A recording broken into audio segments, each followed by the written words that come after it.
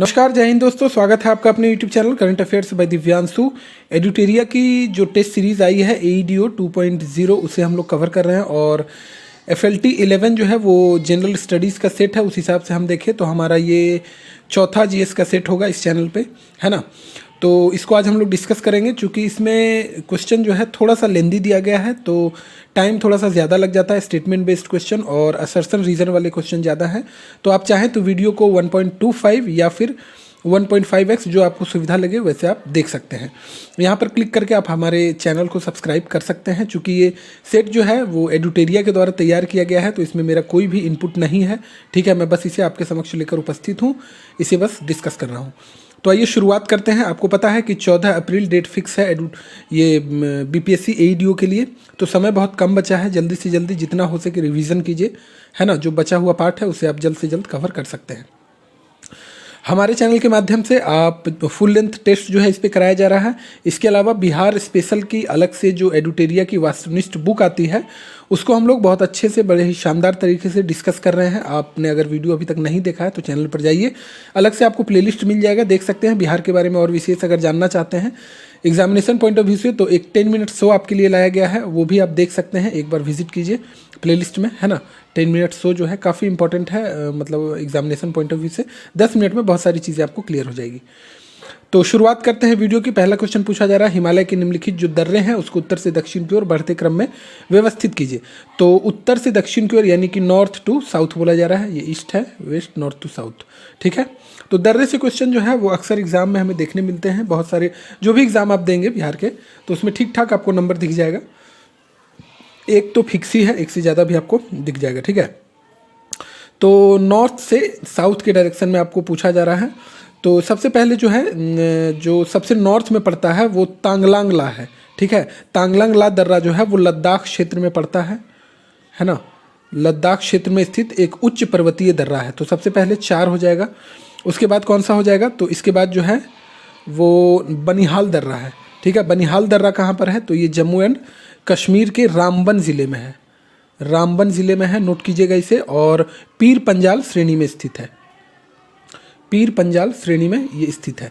तो 4 के बाद क्या आ जाएगा, 2। उसके बाद आएगा अपना शिपकिला। शिपकिला तो यहाँ हम 3 लिख देंगे। और शिपकिला दर्रा जो है ये हिमाचल में है ना। हिमाचल प्रदेश में है, ठीक है। हिमाचल प्रदेश में और स्पेसिफिक जानना हो तो किन्नौर ज़िला में है। किन्नौर ज़िला में भारत चीन सीमा पर स्थित है। और सतलुज नदी जो है वो इसी के पास भारत में प्रवेश करती है, यानी शिपकिला दर्रा के पास। 4, 2, 3 और उसके बाद सबसे साउथ में जो है वो नीति दर्रा पड़ता है। नीति दर्रा कहाँ पर है, तो ये उत्तराखंड में है, ठीक है। यूके में लिख दे रहा हूँ, यूनाइटेड किंगडम मत समझिएगा। उत्तराखंड के जो है चामोली ज़िले में है। उत्तराखंड के कहाँ पर, तो चामोली ज़िले में स्थित है, जो तिब्बत से जो है भारत को जोड़ता है ना। तिब्बत से भारत को जोड़ता है। तो ये है 4, 2, 3, 1 किस में दिख रहा है, 4, 2, 3, 1 ऑप्शन नंबर 1 में दिख रहा है ना। यहाँ पर ऑप्शन नंबर 1 आपका आंसर हो जाएगा। ऑप्शन नंबर 1 जो है वो आंसर है। एक और दर्रा जो है वो एग्ज़ाम में अक्सर पूछा जाता है, नोट करना चाहें तो नोट कर सकते हैं। जोजिला दर्रा। जोजिला दर्रा कहाँ पर है, तो ये श्रीनगर में है। श्रीनगर में जोजिला दर्रा है, जो श्रीनगर को लेह से जोड़ता है ना। श्रीनगर को लेह से जोड़ता है। और नाथुला दर्रा सिक्किम में स्थित है और प्राचीन रेशम मार्ग का हिस्सा था नाथुला दर्रा, ठीक है। अगला क्वेश्चन है, वायुमंडल की परतों के संदर्भ में निम्नलिखित में से कौन सा कथन असत्य है। तो असत्य कथन को आप ऐसे घेर लेंगे, मतलब जो पूछा जा रहा है असत्य असत्य, इसमें कंफ्यूज नहीं करना। असत्य यानी कि गलत पूछा जा रहा है। तो आइए गलत को ढूंढते हैं यहाँ पर। पहला है कि क्षोभ सीमा पर वायु का तापमान विषुव रेखा के ऊपर ध्रुवों की तुलना में अधिक होता है। तो विषुवत रेखा पर जो है वो क्षोभ मंडल की ऊंचाई जान लीजिए कि ये 18 किलोमीटर होती है और ध्रुवों पर जो है वो लगभग 8 किलोमीटर होती है। तो 8 किलोमीटर की तुलना में जो है वो अधिक है ना। वायु का तापमान विषुवत रेखा के ऊपर जो है ध्रुवों की तुलना में अधिक होता है, यहाँ पर दिया गया है। तो इसलिए जो है हम इस कथन के आधार पर ये कह सकते हैं कि विषुवत रेखा के ऊपर जो है तापमान ध्रुवों की तुलना में कम होता है ना। यहाँ पर जो दिया गया है ध्रुवों की तुलना में अधिक होता है, तो ये कम होता है, यहाँ गलत हो जा रहा है पहला। जो स्टेटमेंट है। दूसरा है मध्यमंडल में ऊंचाई के साथ तापमान बढ़ता है जिसके कारण वहां ओजोन परत की उपस्थिति संभव होती है। तो मध्यमंडल में ऊंचाई के साथ तापमान बढ़ता नहीं है बल्कि ये घटता है और यह वायुमंडल की सबसे ठंडी परत है। तो दूसरा वाला भी गलत है। तीसरा है आयन मंडल में स्थित कैनली हेविसाइड, जो कैनली हेविसाइड परत है वो लंबी रेडियो तरंगों को जो है परिवर्तित कर देती है। तो ये आयन मंडल की बात की जाए, आयन मंडल में स्थित ये जो कैनली हेविसाइड है ये परत जो है वो मध्य रेडियो जो तरंगे होती है उसको परावर्तित कर देता है। ठीक है, ये लंबी रेडियो तरंगे जो दिया गया है लंबी ना होकर ये मध्य रेडियो जो तरंग होती है उसे परावर्तित करता है, जबकि लंबी जो तरंग होती है उसका परावर्तन जो है वो निचली परतों में होता है। तो ये तीसरा वाला भी गलत है। तो ऑप्शन नंबर हमसे गलत ही पूछा जा रहा था, ऑप्शन नंबर डी यहाँ पर सही जवाब हो जाएगा। 1, 2 और 3। लेटराइट मृदा के संदर्भ में निम्नलिखित कथनों पर विचार करने के लिए बोला जा रहा है और कौन सा कथन सत्य है वो पूछा जा रहा है। तो यह मृदा जो है भारी वर्षा वाले क्षेत्रों में निच्छालन की प्रक्रिया द्वारा निर्मित होती है। तो ये बिल्कुल सही है। लेटराइट मृदा जो है वो उच्च तापमान और भारी वर्षा वाले क्षेत्रों में निच्छालन प्रक्रिया से बनती है और यहाँ पर जो है पोषक तत्व पानी के साथ बह जाते हैं। जब बारिश होगा, जब ये निच्छालन होगा तो उसमें जो पोषक तत्व होते हैं मिट्टी के वो बह जाते हैं। ठीक है, ध्यान रखिएगा। पहला वाला सही है। इस मृदा में ह्यूमस और नाइट्रोजन की प्रचुरता होती है। तो इस मृदा में ह्यूमस और नाइट्रोजन की प्रचुरता नहीं होती। इसमें लौह ऑक्साइड जो होते हैं, लौह ऑक्साइड और एल्यूमिनियम की अधिकता होती है। ठीक है, लौह ऑक्साइड और एल लिख दे रहा हूँ मैं, एल्यूमिनियम की अधिकता इसमें होती है। तो दूसरा वाला गलत है। तीसरा, यह काजू और चाय जैसी फसलों के लिए उपयुक्त है। तो तीसरा वाला सही है। इस मृदा में चूंकि लौह और एल्युमिनियम की अधिकता पाई जाती है इसलिए इसमें जो है ह्यूमस, नाइट्रोजन और फास्फोरस की कमी देखने को मिलती है और यही कारण है कि यह मृदा जो है वो चाय और काजू जैसे फसलों के लिए ये जो है उपयुक्त मानी जाती है। कॉफ़ी भी आप नोट कर सकते हैं, कॉफ़ी के लिए भी उपयुक्त होती है। पूछा क्या गया था? सत्य। तो 1 और 3 यहाँ पर सत्य कथन है। ऑप्शन नंबर सी यहाँ पर सही जवाब हो जाएगा। चौथा क्वेश्चन कह रहा है कि अफ्रीका महाद्वीप के संदर्भ में निम्नलिखित कथनों पर विचार कीजिए और उसके बाद सही कथन चुनने को कहा जा रहा है ना, कौन सा कथन सही है। तो कांगो नदी भूमध्य रेखा को 2 बार पार करने वाली विश्व की एकमात्र नदी है। जी हाँ, आपने पढ़ा होगा इसके बारे में कि कांगो नदी जो है वो विश्व की एकमात्र नदी है जो इक्वेटर को यानी कि भूमध्य रेखा को 2 बार काटती है। दूसरा है नील नदी का उद्गम जो है वो अल्बर्ट झील से होता है। तो नील नदी का जो मुख्य स्रोत है वो विक्टोरिया झील है। ठीक है, अल्बर्ट झील नहीं है, विक्टोरिया झील है ये, है ना। यहाँ पर विक्टोरिया झील होता है तो ये सही होता है, वैसे ये कथन गलत है। अल्बर्ट झील से होता है जो पूरी तरह से तंजानिया में स्थित है। तो ये नील नदी का उद्गम जो है वो विक्टोरिया झील से होता है और अल्बर्ट झील जो है ये जो यहाँ दिया गया है ये युगांडा और कांगो लोकतांत्रिक गणराज्य की सीमा पर स्थित है, इसलिए ये जो है पूरी तरह से तंजानिया में नहीं है। ठीक है, तो ये जो कथन है ये गलत है। दूसरा है चाड झील केवल चाड और नाइजीरिया के बीच सीमा साझा करते हैं। चाड झील जो है वो एक अंतःस्थलीय जल निकाय है जिसकी सीमाएं जो है वो चाड, नाइजीरिया और कैमरून से लगती है। ठीक है, कैमरून से लगती है। तो तीसरा वाला भी गलत है क्योंकि चाड झील केवल बोल रहा है कि चाड और नाइजीरिया के बीच, तो ये कैमरून से भी सीमा साझा करती है। तीसरा वाला भी गलत है। सही केवल ऑप्शन नंबर ए है, यानी कि 1 नंबर कथन जो है वो सही है, बाकी दोनों गलत है। 5वां क्वेश्चन है सौर मंडल के ग्रहों के घूर्णन और परिक्रमण के संदर्भ में निम्नलिखित कथनों पर विचार करने के लिए बोला जा रहा है। उसके बाद पूछा क्या जा रहा है, तो कौन सा कथन सत्य है ये पूछा जा रहा है। आइए सत्य कथन की खोज करते हैं। पहला है कि शुक्र का एक दिन उसके 1 वर्ष की तुलना में अधिक लंबा होता है। तो ये सही है क्योंकि शुक्र का जो घूर्णन काल होता है, ठीक है, घूर्णन काल जो होता है वो मतलब एक दिन लगभग, एक दिन जो सूर्य का मतलब शुक्र का होता है घूर्णन काल वो पृथ्वी के लगभग 243 दिनों के बराबर होता है, जबकि उसका जो परिक्रमण काल होता है जिसे हम लोग 1 वर्ष कहते हैं जो कि पृथ्वी 365 दिनों में पूरा करता है, ये परिक्रमण काल शुक्र जो है वो 225 पृथ्वी दिनों के बराबर है।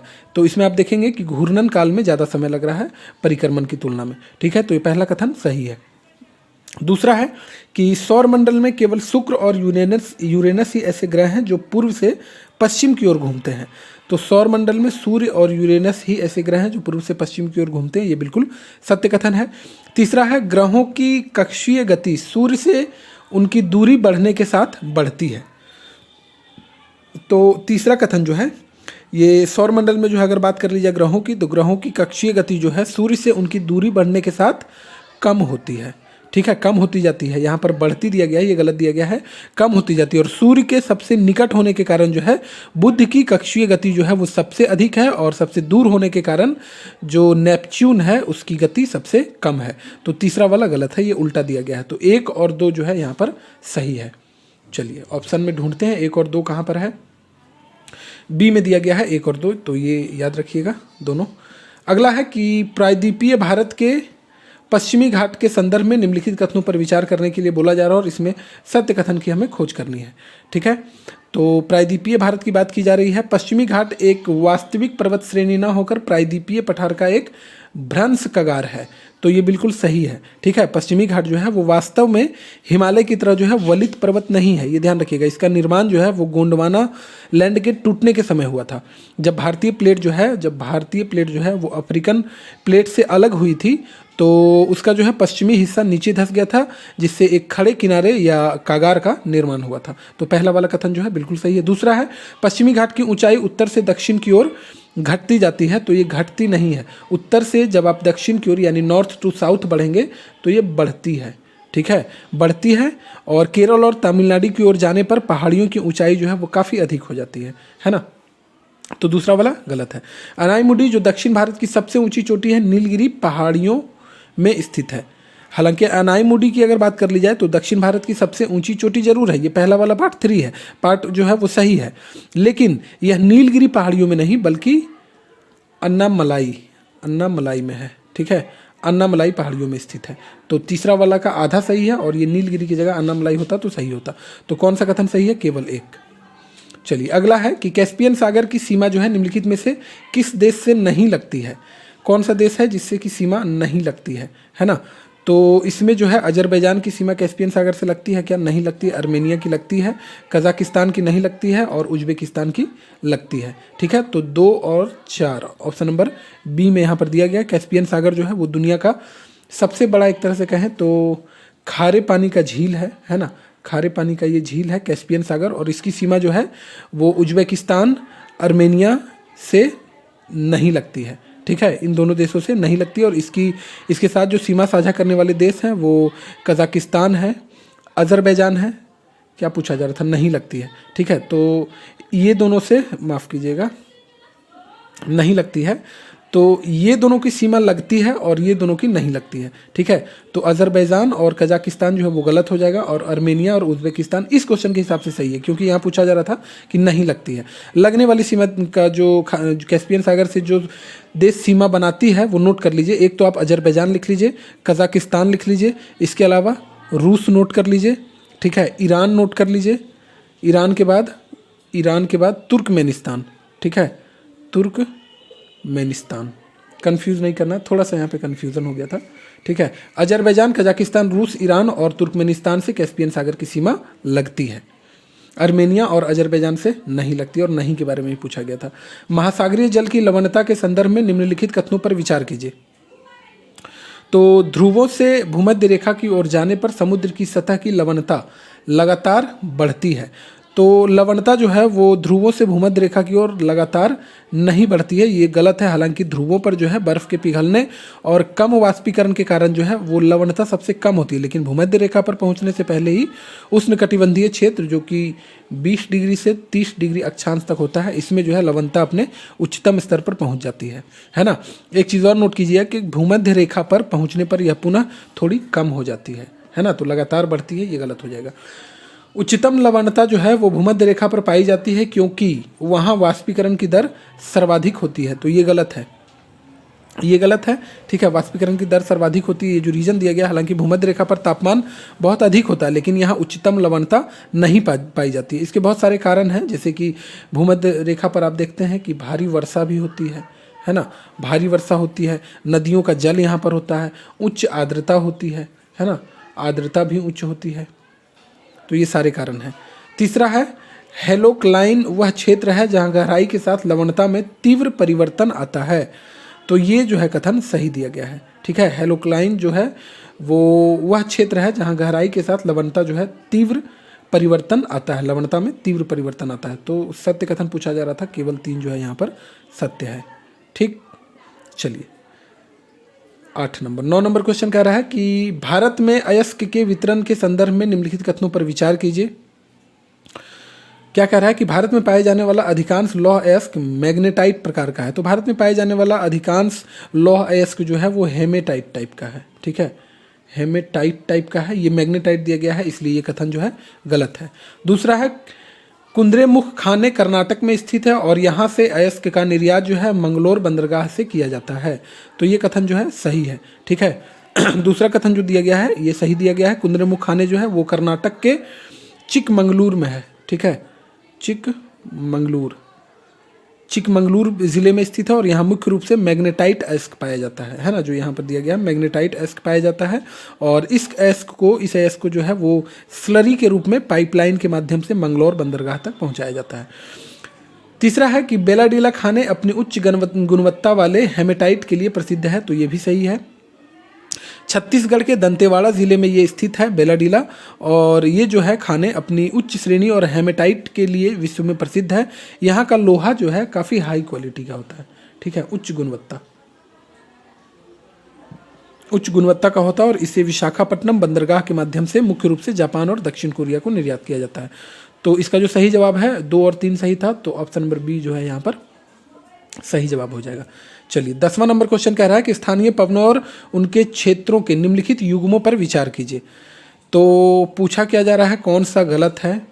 तो फान जो है आल्प्स पर्वत, ये क्या है, स्थानीय पवन है फान, और कौन से क्षेत्र में बहता है। तो फान जो है वो आल्प्स पर्वत, ये सही है। खमसिन जो है वो मिस्र में बहता है, सही है। मिस्ट्रल ये सहारा मरुस्थल दिया गया है, क्या ये सही है। मिस्ट्रल सहारा, तो मिस्ट्रल सहारा मरुस्थल में ना होकर ये मिस्ट्रल जो है, सबसे पहले जानिए कि ये एक ठंडी और शुष्क पवन है। ठीक है, ठंडी और शुष्क पवन है जो आल्प्स पर्वत, यहाँ जो सहारा दिया गया है यहाँ पर आल्प्स होता तो सही होता, आल्प्स पर्वत है ना। आल्प्स पर्वत से फ्रांस की ओर भूमध्य सागर की ओर चलती है और यह सहारा मरुस्थल की पवन नहीं है, इसलिए तीसरा वाला गलत है। चिनूक के बारे में दिया गया है कि रॉकी पर्वत, तो जी हाँ सही है। चिनूक जो है रॉकी पर्वत यूएसए पर चलने वाली पवनें हैं, जिसे जो है वो स्नो इतर भी बोला जाता है। ठीक है, किसे, चिनूक को।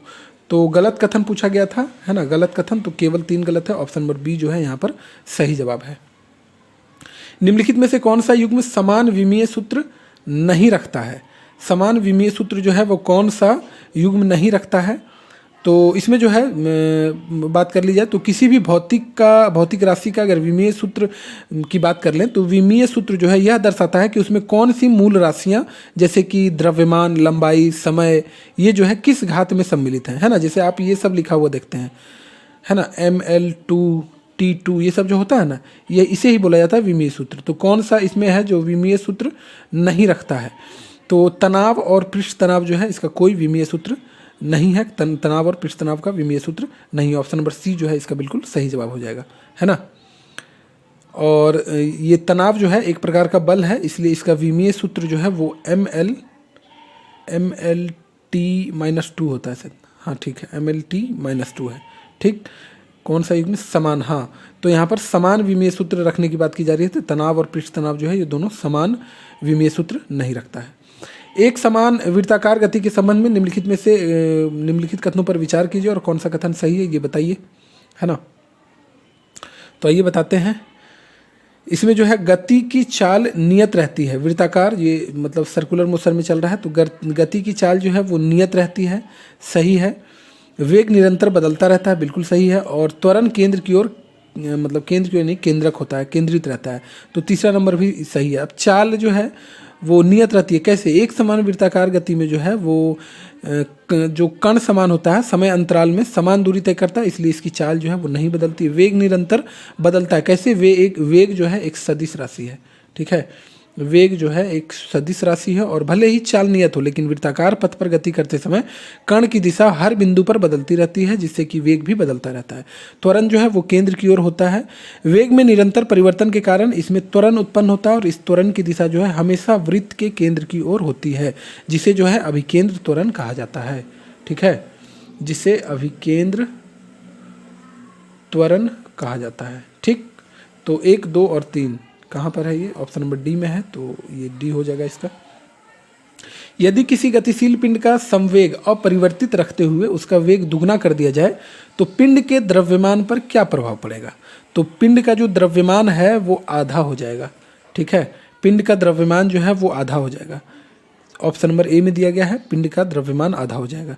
ऑप्शन नंबर ए जो है इसका बिल्कुल सही जवाब है। देखिए संवेग जो है, यानी कि संवेग द्रव्यमान और वेग जो है, संवेग जो होता है वो द्रव्यमान और वेग का गुणनफल होता है, जैसे कि P=m/v द्वारा दर्शाया जाता है ना। यदि संवेग अपरिवर्तित रहता है तो हम कह सकते हैं कि प्रारंभिक वेग यानी कि P1 जो है वो अंतिम संवेग यानी कि P2 के बराबर होगा। ठीक है, चलिए कार्य ऊर्जा प्रमेय के संदर्भ में निम्नलिखित कथनों पर विचार कीजिए और इसमें से सत्य कथन चुनना है। तो किसी कण की गतिज ऊर्जा में परिवर्तन उस पर लगने वाले कुल बल द्वारा किए गए कार्य के बराबर होता है। ठीक है, तो किसी कण की गतिज ऊर्जा में परिवर्तन उस पर लगाने वाले कुल बल द्वारा किए गए बल के बराबर। जी हाँ, बिल्कुल सही है ये, है ना। कार्य ऊर्जा प्रमेय के अनुसार ऐसा कह सकते हैं, ये नियम है, ये बिल्कुल सही है। दूसरा है कार्य ऊर्जा प्रमेय केवल एक समान त्वरण वाले पिंडों के लिए मान्य है, ये बिल्कुल गलत है। ठीक है, कार्य ऊर्जा प्रमेय जो है एक सार्वभौमिक नियम है। ठीक है, सार्वभौमिक नियम है। ठीक है, सार्वभौमिक नियम है और यह न केवल एक समान त्वरण के लिए बल्कि परिवर्ती त्वरण वाले पिंडों के लिए भी समान रूप से मान्य है। तो केवल एक इसमें सही है, सही ही पूछा गया था तो केवल एक जो है इसका सही जवाब हो जाएगा। ठीक, चलिए पृथ्वी के चारों ओर वृत्ताकार कक्षा में घूम रहे एक कृत्रिम उपग्रह के संदर्भ में क्या सत्य है? बोला जा रहा है आपको कि पृथ्वी के चारों ओर वृत्ताकार कक्षा में घूम रहे एक कृत्रिम उपग्रह, यानी कि नेचुरल सैटेलाइट की बात नहीं की जा रही है, जो मानव द्वारा छोड़े जाते हैं। आर्टिफिशियल सैटेलाइट के बारे में पूछा जा रहा है, क्या सही है इसमें? तो इसमें जो है इसकी गतिज ऊर्जा हमेशा शून्य होगी, नहीं। अगर ऐसा होगा तब तो रुक जाएगा एक जगह, है ना। इसकी कुल यांत्रिक ऊर्जा ऋणात्मक होगी। ठीक है, इसकी कुल ऊर्जा जो है वो ऋणात्मक होगी, बिल्कुल सही है, कुल ऊर्जा ऋणात्मक होगी। तो सत्य कथन ही पूछा जा रहा था, तो ये जो है सही है। अब जो है एक उपग्रह को पृथ्वी के गुरुत्वाकर्षण खिंचाव से बांधा जाता है, मतलब एक तरह से बंधा होता है। ऋणात्मक कुल ऊर्जा जो है, ऋणात्मक कुल ऊर्जा यह दर्शाती है कि उपग्रह एक बद्ध प्रणाली में है। यदि इसकी ऊर्जा शून्य या धनात्मक हो जाए तो यह पृथ्वी की कक्षा छोड़कर अंतरिक्ष में चला जाएगा। ठीक है, यही जो दूसरी कथन कह रहा है, उपग्रह गति कर रहा है इसलिए इसकी जो गतिज ऊर्जा है वो कभी शून्य नहीं हो सकती है। पहला कथन इसलिए गलत हुआ था। ठीक है, चलिए अगला क्वेश्चन देखते हैं। 16 नंबर, जब प्रकाश की एक किरण पानी से हवा में प्रवेश करती है तो प्रकाश की एक किरण जो है वो पानी से जब हवा में प्रवेश करती है तो अभिलंब से दूर झुकती है और गति जो है वो तेज हो जाती है। ठीक है, पानी से हवा में प्रवेश कर रही है प्रकाश की एक किरण। अब जो है ये हवा का, अब अगर आप देखेंगे कि हवा का जो अपवर्तनांक होगा वो पानी की तुलना में कम होगा, है ना। इसलिए प्रकाश की गति जो है वो बढ़ जाती है, प्रकाश की गति जो है वो तेज हो जाती है। गति बढ़ने के कारण होता क्या है कि प्रकाश की किरण जो है वो अभिलंब से दूर चली जाती है ना, अभिलंब से जो है दूर झुक जाती है। और धीमी गति केवल तभी होती है जब प्रकाश जो है वो सघन माध्यम में प्रवेश करे, या फिर यहाँ जो है प्रकाश हवा यानी कि विरल माध्यम में जा रहा है, इसलिए जो है वो गति बढ़ेगी, है ना। तो इसका जो है प्रकाश जो है पानी से हवा में आएगा तो अभिलंब से दूर झुकेगी और गति जो है वो तेज हो जाएगी। ठीक है, क्या कारण था वो हमने डिस्कस कर लिया। चलिए वैज्ञानिक हैं और कुछ खोज और सिद्धांत दिए गए हैं, आपको मिलाना है कौन सा खोज किसके द्वारा किया गया है। तो अल्बर्ट आइंस्टीन के द्वारा प्रकाश विद्युत प्रभाव का खोज किया गया है। नील्स बोर के द्वारा जो है वो हाइड्रोजन परमाणु का क्वांटम मॉडल, हाँ ठीक है, नील्स बोर के द्वारा जो है वो हाइड्रोजन परमाणु का क्वांटम मॉडल, यानी कि 1 का 2 और 2 का 4। ठीक है, अर्नेस्ट रदरफोर्ड, तो ये क्लास 9th की एनसीईआरटी में ये आपने पढ़ा होगा। रदरफोर्ड के द्वारा परमाणु का नाभिक मॉडल दिया गया है। तो 2 4 1, अब एक ही बच रहा है तो 3 हो जाएगा। लुई डी ब्रोगली, पदार्थ की तरंग प्रकृति, तो 2 4 1 3, 2 4 1 3, ऑप्शन नंबर डी जो है यहाँ पर बिल्कुल सही हो जाएगा। और अल्बर्ट आइंस्टीन के द्वारा ये जो प्रकाश विद्युत का प्रभाव का खोज किया गया, ये बीपीएससी सीएससी में कई बार क्वेश्चन पूछा गया है ना। खोज कब किया गया है बीपीएससी के द्वारा, ये भी पूछा गया है। तो ये खोज जो है 1905 में जो है प्रकाश विद्युत प्रभाव की व्याख्या की गई है, जिसके लिए उन्हें जो है 1921 में नोबेल पुरस्कार मिला, यानी 1950 आपको पता है इस समय स्वदेशी आंदोलन चल रहा था, और 1921 इस समय जो है असहयोग आंदोलन चल रहा था। ठीक है, तो याद रखिएगा, ऐसे रिलेट करके कोई भी चीज़ जो आपको आसान लगे याद रखिएगा। ठीक है, और नील बोर के द्वारा जो है वो क्वांटम सिद्धांत का उपयोग करके हाइड्रोजन परमाणु की संरचना और स्पेक्ट्रा की व्याख्या करने वाला मॉडल प्रस्तुत किया गया था, है ना। और रदरफोर्ड अपने प्रसिद्ध जो है इनका अल्फा कण प्रसिद्ध था। ठीक है, अल्फा कण, है ना। अल्फा कण प्रकीर्णन के प्रयोग से जो है परमाणु के केंद्र में नाभिक की खोज इनके द्वारा की गई थी, परमाणु का नाभिकीय मॉडल दिया गया था। चलिए, और लुई डी ब्रोगली की अगर बात कर ली जाए तो लुई डी ब्रोगली के द्वारा प्रतिपादित किया गया था कि पदार्थ जैसे कि इलेक्ट्रॉन में कण और तरंग दोनों के गुण होते हैं, जैसे द्रव्य तरंगे कहा जाता है जिसे। ठीक है, पदार्थ की अवस्थाओं के संबंध में निम्नलिखित कथनों पर आपको विचार करने के लिए बोला जा रहा है, और इसमें से सही कथन खोजकर आपको निकाल लेना है। पदार्थ की 3 अवस्थाएं होती है, अंतर आणविक बलों और अणुओं की तापीय ऊर्जा के बीच संतुलन का परिणाम है। पदार्थ की जो 3 अवस्थाएं हैं वो अंतर आणविक बलों और अणुओं के तापीय ऊर्जा के बीच संतुलन का परिणाम है, ये सही है। पदार्थ की 3 अवस्थाएं कौन कौन सी होती हैं, तो सॉलिड, लिक्विड और गैस, पता ही होगा आपको, है ना। तो ये मुख्य रूप से अणुओं के बीच लगने वाले अंतर आणविक बल जो दिए गए हैं, अंतर आणविक बल जो कि उन्हें पास लाते हैं, है ना, और तापीय ऊर्जा जो उन्हें दूर ले जाने की कोशिश करते हैं, के बीच संतुलन पर निर्भर करती है। ठीक है, तो ये समझ लिया आपने। दूसरा है कि अणुओं के बीच की दूरी बढ़ने पर आकर्षण बल बहुत तेजी से बढ़ता है, ये गलत है। ठीक है, अणुओं के बीच दूरी बढ़ने पर आकर्षण बल जो है वो बहुत तेजी से घटता है। ठीक है, बहुत तेजी से घटता है, बढ़ता नहीं है। और अंतर आणविक बल जो है वो लघु परास के होते हैं जो दूरी बढ़ने पर प्रभाव नहीं रखते। ठीक, अंतर आणविक अंतःक्रियाओं की प्रधानता का क्रम जो है वो ठोस, द्रव और गैस है, तो ये भी बिल्कुल सही है। तो 1 और 3 जो है बिल्कुल सही जवाब हो जाएगा। ठीक ठाक क्वेश्चन दोस्तों दिया गया है इसमें, है ना। मतलब ये लेवल बहुत अच्छा है इस टेस्ट का, इसीलिए जो है इसे जो है मैं कंटिन्यू कर रहा हूँ कि अगर इस लेवल की अगर आप तैयारी करके जाएंगे तो जाहिर सी बात है एडीओ इस लेवल का तो नहीं पूछेगा कम से कम। हालांकि क्या पूछेगा किसी को पता नहीं है, लेकिन अभी तक जो बीपीएससी वगैरह के एग्जाम हुए ये एडिटेरिया का जो सेट है काफ़ी बेहतरीन तैयार किया गया है। चलिए, अगला क्वेश्चन है हाइड्रोजन परमाणु के बारे में। बोर मॉडल के अनुसार जब इलेक्ट्रॉन उच्च कक्षा से निम्न कक्षा में जाती है तो क्या होता है, तो ऊर्जा का उत्सर्जन हो जाएगा, है ना, ऊर्जा का उत्सर्जन होता है। बोर मॉडल के अनुसार जो है वो परमाणु में इलेक्ट्रॉन निश्चित कक्षा में घूमते हैं, है ना, जहां प्रत्येक कक्षा की अपनी एक निश्चित एनर्जी होती है। ठीक है, निश्चित एनर्जी होती है। जब इलेक्ट्रॉन किसी उच्च ऊर्जा स्तर से निम्न ऊर्जा स्तर में आता है, कूदता है, तो वह ऊर्जा खो देता है और यह जो है ऊर्जा का एक फोटोन के रूप में उत्सर्जन हो जाता है। ठीक है, चलिए बी नंबर सही है। निम्नलिखित में से कौन सा अम्ल वर्षा के लिए मुख्य रूप से जो है सो उत्तरदायी है, तो काफ़ी आसान सा क्वेश्चन है।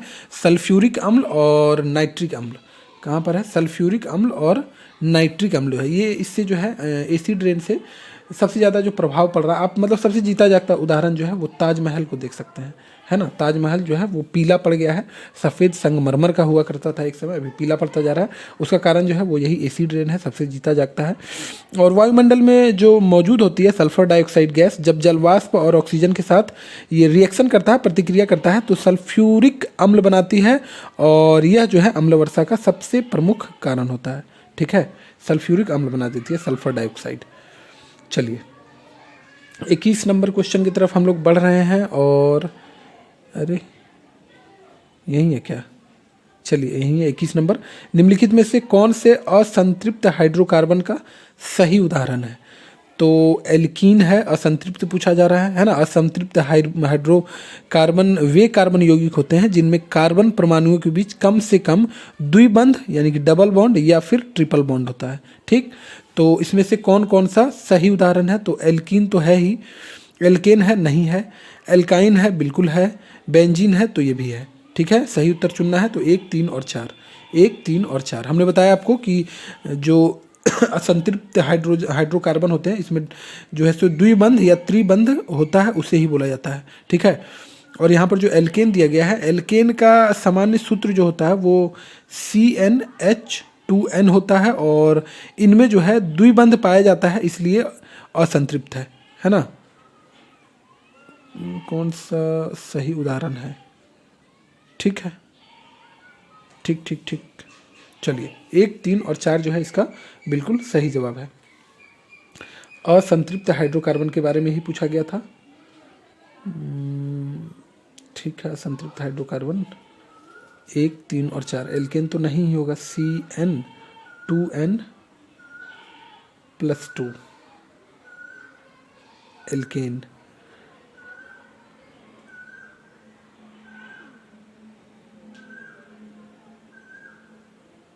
चलिए 1, 3 और 4, हाँ ठीक ही है। अगला है कि 22 नंबर क्वेश्चन, आवर्त जो सारणी है इसमें प्रवृत्तियों के संबंध में नीचे दिए कथनों में कौन सा सही है। तो आवर्त सारणी पीरियोडिक टेबल की बात की जा रही है और इसमें से पूछा जा रहा है नीचे दिए कथनों में कौन सा सही है। सही कथन के बारे में पूछा जा रहा है, तो इसके अगर सही कथन की आपसे बात कर ली जाए 22 का, हालांकि ये 21 वाला क्वेश्चन थोड़ा सा अटपटा टाइप का लग जरूर रहा है। एल्केन जो है वो एकल बंध है ना, और संतृप्त है, असंतृप्त पूछा जा रहा है। एल्केन, एल्कीन 1, 3 और 4, यहाँ पर ये एल्कीन द्विबंध है, असंतृप्त है। एल्केन जो है वो संतृप्त है, ठीक है, असंतृप्त पूछा जा रहा है। एल्कीन, एल्काइन और बेंजीन, ठीक है ये 1, 3, 4 थोड़ा सा कन्फ्यूज़न हो गया था, है ना। चलिए 22 नंबर क्वेश्चन है कि आवर्त में बाएं से दाएं जाने पर धात्विक गुण बढ़ता है। तो आवर्त में बाएं से दाएं जाने पर जो है वो धात्विक गुण बढ़ता नहीं है, ये घटता है, ठीक है। तो सही पूछा जा रहा है, ये गलत है। किसी समूह में ऊपर से नीचे जाने पर विद्युत ऋणात्मकता जो है वो बढ़ती है, तो ये विद्युत ऋणात्मकता बढ़ती नहीं है, ये ध्यान रखिएगा, है ना। जो धात्विक गुण है ये घटेगा और ऋणात्मकता भी जो है वो घटती है, ठीक, तो ये भी गलत है। तीसरा, आवर्त में बाएं से दाएं जाने पर परमाणु त्रिज्या घटती है, ये सही है, परमाणु त्रिज्या जो है वो घटती है। तो पूछा क्या जा रहा था, सही पूछा जा रहा था, ये बिल्कुल सही है। और समूह में ऊपर से नीचे जाने पर आयनन एंथैल्पी बढ़ती है, तो समूह में ऊपर से नीचे जाने पर आयनन एंथैल्पी जो है ये घटती है, तो ये भी गलत है। ऑप्शन नंबर सी जो है सही जवाब है। चलिए मिश्र धातु और घटक पूछे जा रहे हैं, मिला देना है इसे। तो पीतल का जो है मिश्र धातु मुख्य घटक क्या है, तो तांबा और जस्ता है। पीतल का जो है वो तांबा और जस्ता यानी कॉपर और जिंक है, तो 1 का 3 हो जाएगा, ठीक। तो 1 का 3 किसमें दिख रहा है आपको, ए में और सी में, तो बी और डी को काट देना है।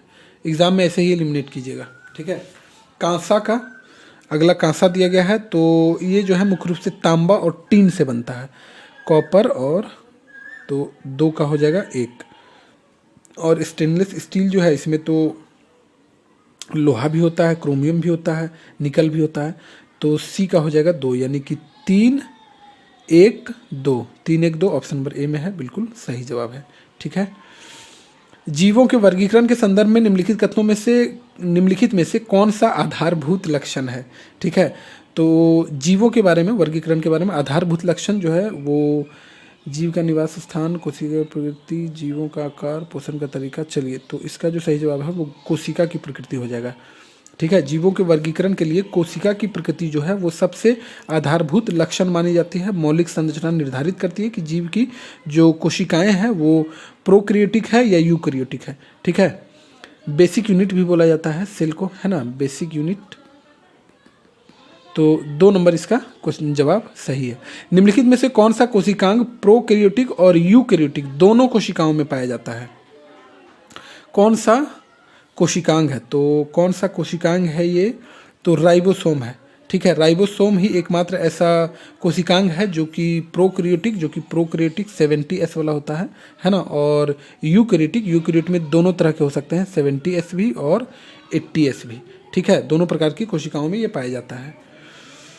बाकी माइटोकॉन्ड्रिया किसी में है तो किसी में नहीं। गोल्जी काय और केंद्रक, ये जो प्रोकैरियोटिक होता है इसमें जो है विकसित केंद्रक नहीं पाया जाता है, ठीक है, ये ध्यान रखिएगा। उन दोनों में अंतर जो है वो आप NCERT पढ़ेंगे, आई थिंक 10th वाले NCERT में है, 8 में भी सेल पढ़ना है, तो उसमें आप डिटेल पढ़ पाएंगे। मानव शरीर के संयोजी ऊतक के बारे में निम्नलिखित कथनों पर विचार कीजिए। संयोजी ऊतक के बारे में आपसे पूछा जा रहा है। क्या पूछा जा रहा है? तो सही कथन पूछा जा रहा है ना। तो संयोजी ऊतक शरीर के अन्य ऊतकों के साथ एक साथ संबंध बांधते हैं और सहारा देते हैं। सही है। रक्त और अस्थि दोनों संयोजी ऊतक के उदाहरण हैं। तो रक्त को तरल संयोजी ऊतक बोला भी जाता है, बिल्कुल सही है। यह ऊतक जो है अंगों की भीतरी और बाहरी सतह को ढकता है, ऐसा नहीं है।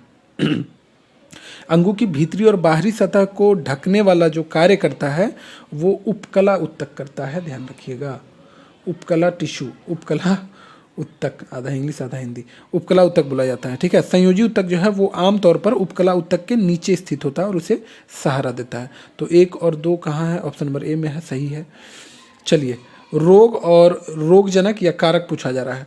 तो फाइलेरिया किसकी वजह से होता है? तो वुचरेरिया है ना, वुचरेरिया बैंक्रफ्टाई। ठीक है। तो 1 का हो जाएगा 2 अमीबता। ठीक है। अमीबता जो है वो एंट अमीबा हिस्टोलिका। ठीक है, इसके कारण होता है। तो 2 का हो जाएगा 3 निमोनिया, आसान है। निमोनिया जो है वो हीमोफिल्स इन्फ्लुएंजा। ठीक है। सी का हो जाएगा 4 और मलेरिया जो है वो प्लाज्मोडियम फॉल्सीपेरम।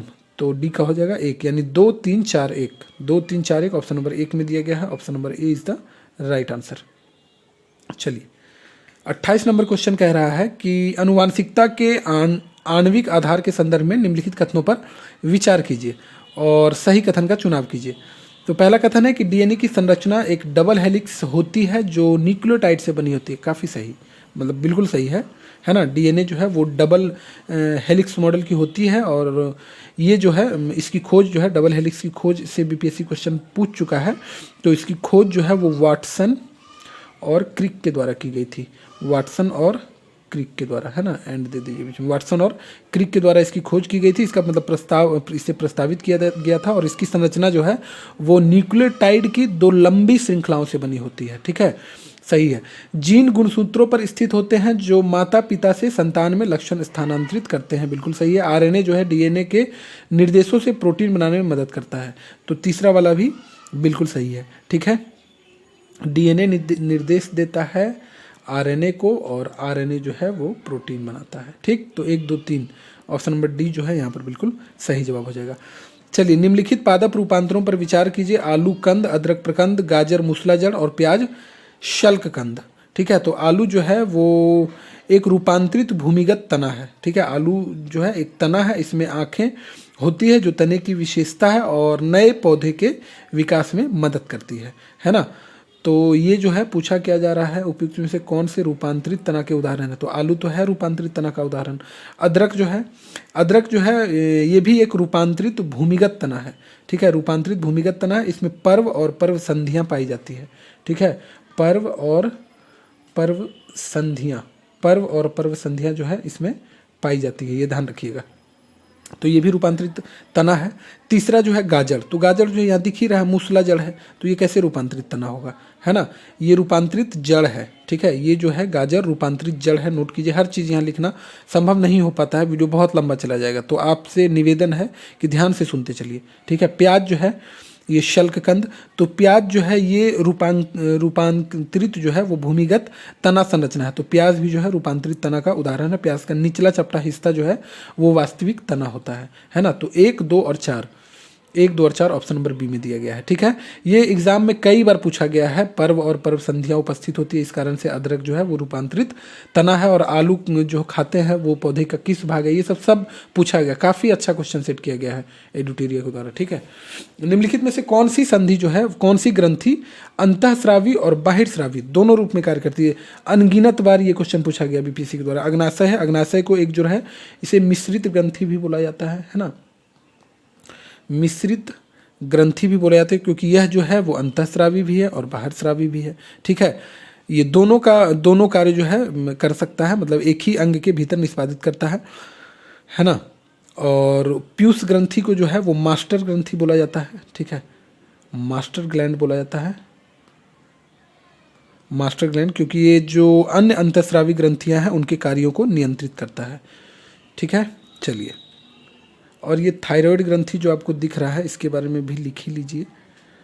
चयापचय को नियंत्रित करता है। ठीक है, चयापचय को ये नियंत्रित करने वाला हार्मोन स्रावित करता है। ठीक, चलिए अगला क्वेश्चन कह रहा है 31 नंबर कि रंपा विद्रोह जो कि 1922 से 1924 ईस्वी तक चला था, इससे संबंधित निम्नलिखित कथनों पर विचार कीजिए और चुनना क्या है, तो सही कथन।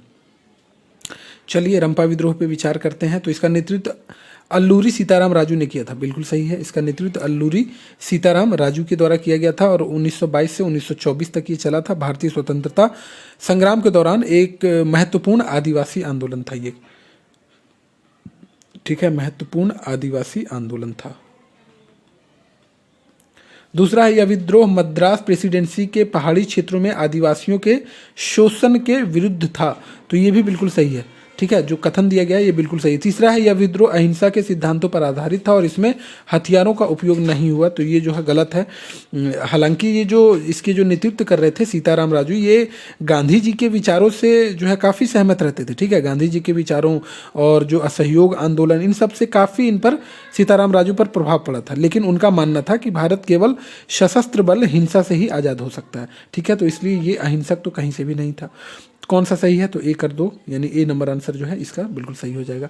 चलिए आपके फेवरेट क्वेश्चन आ गया, असर्शन और रीजन। लॉर्ड रिपन को भारतीय स्थानीय स्वशासन का पिता कहा जाता है। ठीक है, क्योंकि उन्होंने 1881 में भारत में पहली नियमित जनगणना शुरू करवाई थी। ठीक है, नियमित जनगणना इसी के द्वारा शुरू करवाई गई थी। तो यहाँ पर ए तो सही है ही, आर भी सही है, लेकिन आर जो है वो ए की सही व्याख्या नहीं करता है। ठीक है, तो ए और आर दोनों सही है, लेकिन आर जो है ए की सही व्याख्या नहीं करता। ऑप्शन नंबर बी जो है वो सही हो जाएगा, है ना। क्यों? क्योंकि भारत में पहली नियमित और पूर्ण जनगणना 1881 में लॉर्ड रिपन के कार्यकाल के दौरान शुरू हुई थी। ठीक है, और भारत की पहली जनगणना की अगर बात कर ली जाए तो 1872 में लॉर्ड मेयो के समय हुई थी। ठीक है, लॉर्ड मेयो के समय हुई थी, लेकिन वह पूरे देश में एक साथ नहीं चल पाया था। ठीक, तो स्थानीय स्वशासन का पिता कहा जाता है, उसका कारण ये नहीं है, इसलिए जो है ए और आर दोनों सही, लेकिन आर ए की सही व्याख्या नहीं करता है। चलिए अगला क्वेश्चन है कि निम्नलिखित में से कौन सा युग्म सही सुमेलित नहीं है। संथाल विद्रोह, ये विद्रोह और उसके नेतृत्वकर्ता के बारे में आपको मिलाने के लिए दिया गया है। ठीक है, तो आइए मिला देते हैं। संथाल विद्रोह सिद्धू और कान्हू के नेतृत्व में होता, बिल्कुल सही। और मुंडा विद्रोह जो है वो बिरसा मुंडा इसके नेतृत्व करता थे, बिल्कुल सही बात है। कोल विद्रोह जो है वो बुद्धो भगत, और अहोम विद्रोह ये टीटू मीर ना होकर, ये अहोम विद्रोह टीटू मीर ने नहीं इसका नेतृत्व किया था, इसका अहोम विद्रोह का नेतृत्व किया था गोमधर कुंवर। ठीक है, गोमधर कुंवर ने किया था, और कब, तो 1828 में। ठीक है, 1828 में। संथाल विद्रोह कब हुआ था? अगर संथाल विद्रोह के बारे में पूछ लिया जाए आपसे तो 1855-56, ठीक, 1855-56 में हुआ था। और अगर आपसे पूछा जाए कि ये मुंडा विद्रोह कब हुआ था, तो मुंडा विद्रोह जो है वो 1899 से 1900 के दौरान हुआ था। कोल विद्रोह कब हुआ था, तो ये 1831-32 में हुआ था, है ना, 1831-32 में। तो ये जो टीटू मीर का जो नाम यहाँ पर दिया गया, टीटू मीर का संबंध जो है वो बंगाल के वहाबी आंदोलन और बारसात विद्रोह जो कि 1831 में हुआ था, इससे संबंधित है ये टीटू मीर। तो पूछा गया था कौन सा सही सुमेलित नहीं है, तो ऑप्शन नंबर डी हमारा आंसर हो जाएगा, क्योंकि ये सही सुमेलित नहीं है। कैबिनेट मिशन 1946 के संदर्भ में विचार करने के लिए बोला जा रहा है, और कौन सा कथन सही है, सही कथन पूछा जा रहा है। तो इसने पाकिस्तान की मांग को पूरी तरह से खारिज कर दिया था, कैबिनेट मिशन बिल्कुल सही है। और इसने भारत को 3 समूह ABC में विभाजित करने का प्रस्ताव दिया था, तो ये भी प्रस्ताव दिया गया था। इसने एक मजबूत केंद्र और कमजोर राज्य वाली संघीय व्यवस्था की सिफारिश की थी। क्या ये सही है? ये सही नहीं है। ठीक है, कैबिनेट मिशन ने एक कमजोर केंद्र का प्रस्ताव दिया था। ठीक है, मजबूत केंद्र नहीं, कमजोर केंद्र का प्रस्ताव दिया था। और केंद्र के पास जो है केवल रक्षा, विदेश मामले और संचार विभाग होने थे इसके अनुसार। ठीक है, तो ये वाला कथन गलत है। और ABC जो यहाँ पर आप देख रहे हैं 3 समूहों में विभाजित करने की बात की गई थी, तो ग्रुप A जो बोला गया था इसमें हिंदू बहुल प्रांत को रखे जाने की बात की गई, जैसे Madras, Bombay, UP, Bihar. Group B में जो है वो उत्तर पश्चिम मुस्लिम बहुल प्रांत जैसे कि पंजाब, सिंध, उत्तर पश्चिम प्रांत, ये सारे लोगों को रखने की बात की गई थी। और ग्रुप C में जो है वो उत्तर पूर्व मुस्लिम बहुल प्रांत यानी कि बंगाल और असम को रखने की बात की गई थी। तो 1 और 2 यहाँ पर सही है, सही पूछा गया था। ऑप्शन नंबर ए जो है यहाँ पर सही जवाब हो जाएगा। ठीक है, चलिए 1 सेकंड, आप थोड़ा सा समय दीजिए मुझे, 1 सेकंड बस। चलिए अगला क्वेश्चन कह रहा है, कितना नंबर, 35 नंबर। 35 नंबर कह रहा है कि निम्नलिखित में से कौन सा युग्म सही सुमेलित नहीं है। ठीक है, थोड़ा सा प्यास लग गया था दोस्तों, इसलिए मैंने रुकने कहा था, है ना। चलिए, निम्नलिखित में से कौन सा युग्म सही सुमेलित नहीं है। तो स्थायी बंदोबस्त लॉर्ड कॉर्नवालिस, जी हाँ, स्थायी बंदोबस्त जो है वो लॉर्ड कॉर्नवालिस के द्वारा कब शुरू किया गया था, 1793 में। ठीक है, कॉर्नवालिस के द्वारा जो है वो बंगाल में लागू किया गया था, है ना।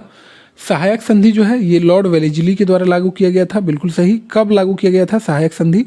सहायक संधि प्रणाली की शुरुआत जो है वो लॉर्ड वेलेस्ली के द्वारा कब किया गया था, ये आप हमें कमेंट बॉक्स में बताइए। व्यपगत सिद्धांत लॉर्ड डलहौजी के द्वारा लाया गया था ये। ठीक है, व्यपगत सिद्धांत जो है वो लॉर्ड डलहौजी के द्वारा लाया गया था, ये भी सही है। सती प्रथा का निषेध लॉर्ड कर्जन के द्वारा नहीं लाया गया था। सती प्रथा जो है आपको पता है कि 1829 में प्रतिबंधित किया गया था और इसका श्रेय जो है वो बेंटिक को जाता है। ठीक है, लॉर्ड विलियम बेंटिक को जाता है और 1829 में राजा राम मोहन राय के काफ़ी जो है प्रयासों से ये गैर कानूनी घोषित किया गया था लॉर्ड विलियम बेंटिक के द्वारा। तो सुमेलित नहीं है, ऑप्शन नंबर डी यहाँ पर हमारा सही जवाब हो जाएगा। अगला क्वेश्चन कह रहा है कि लखनऊ समझौता जो कि 1916 में हुआ था, किन के बीच हुआ था। लखनऊ समझौता जो है वो 1916 में किन के बीच हुआ था?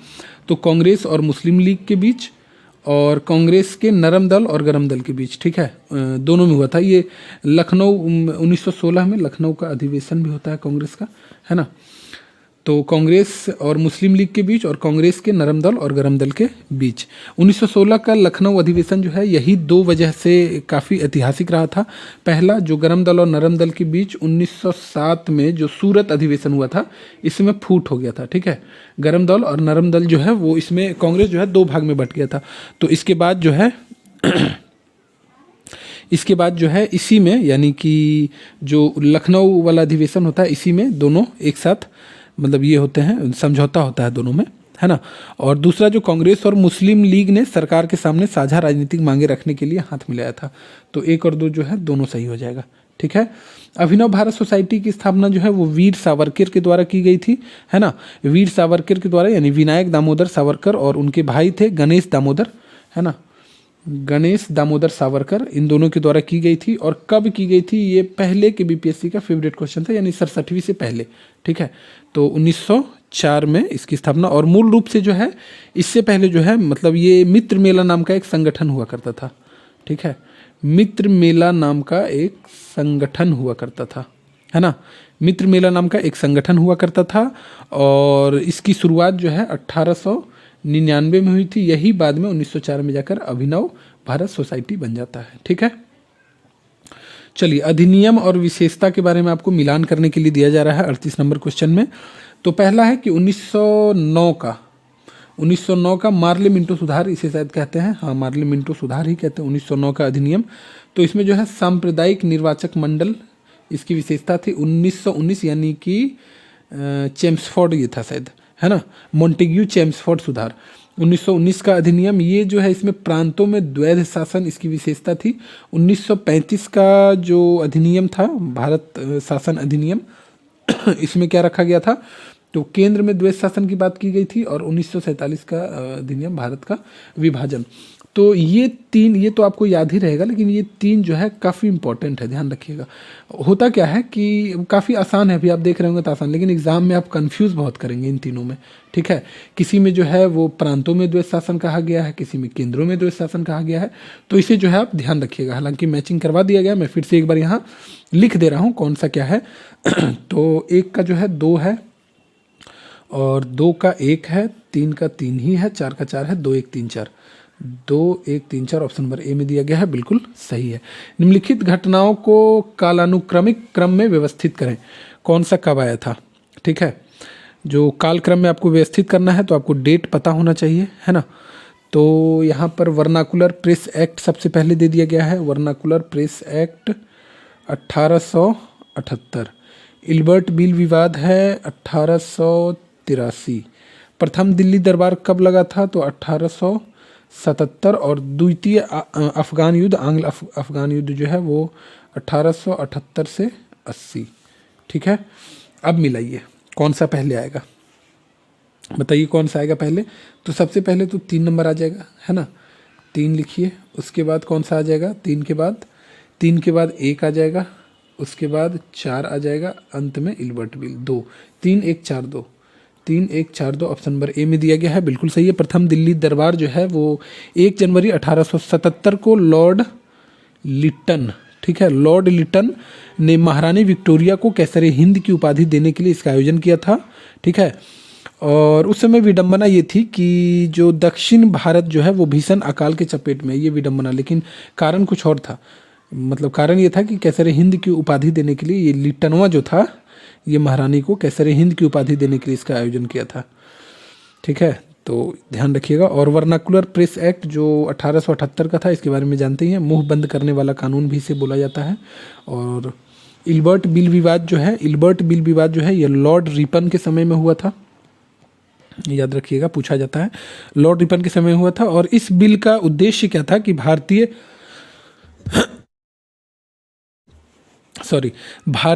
जो विवाद हुआ करते थे, है ना, भारतीय जो मतलब एक तरह से लॉर्ड रिपन के समय में हुआ थी। इस बिल का उद्देश्य क्या था कि भारतीय न्यायाधीशों को यूरोपीय अधिकारियों के मुकदमे सुनने का अधिकार देना था। ठीक है, जिसका अंग्रेजों ने कड़ा विरोध किया था।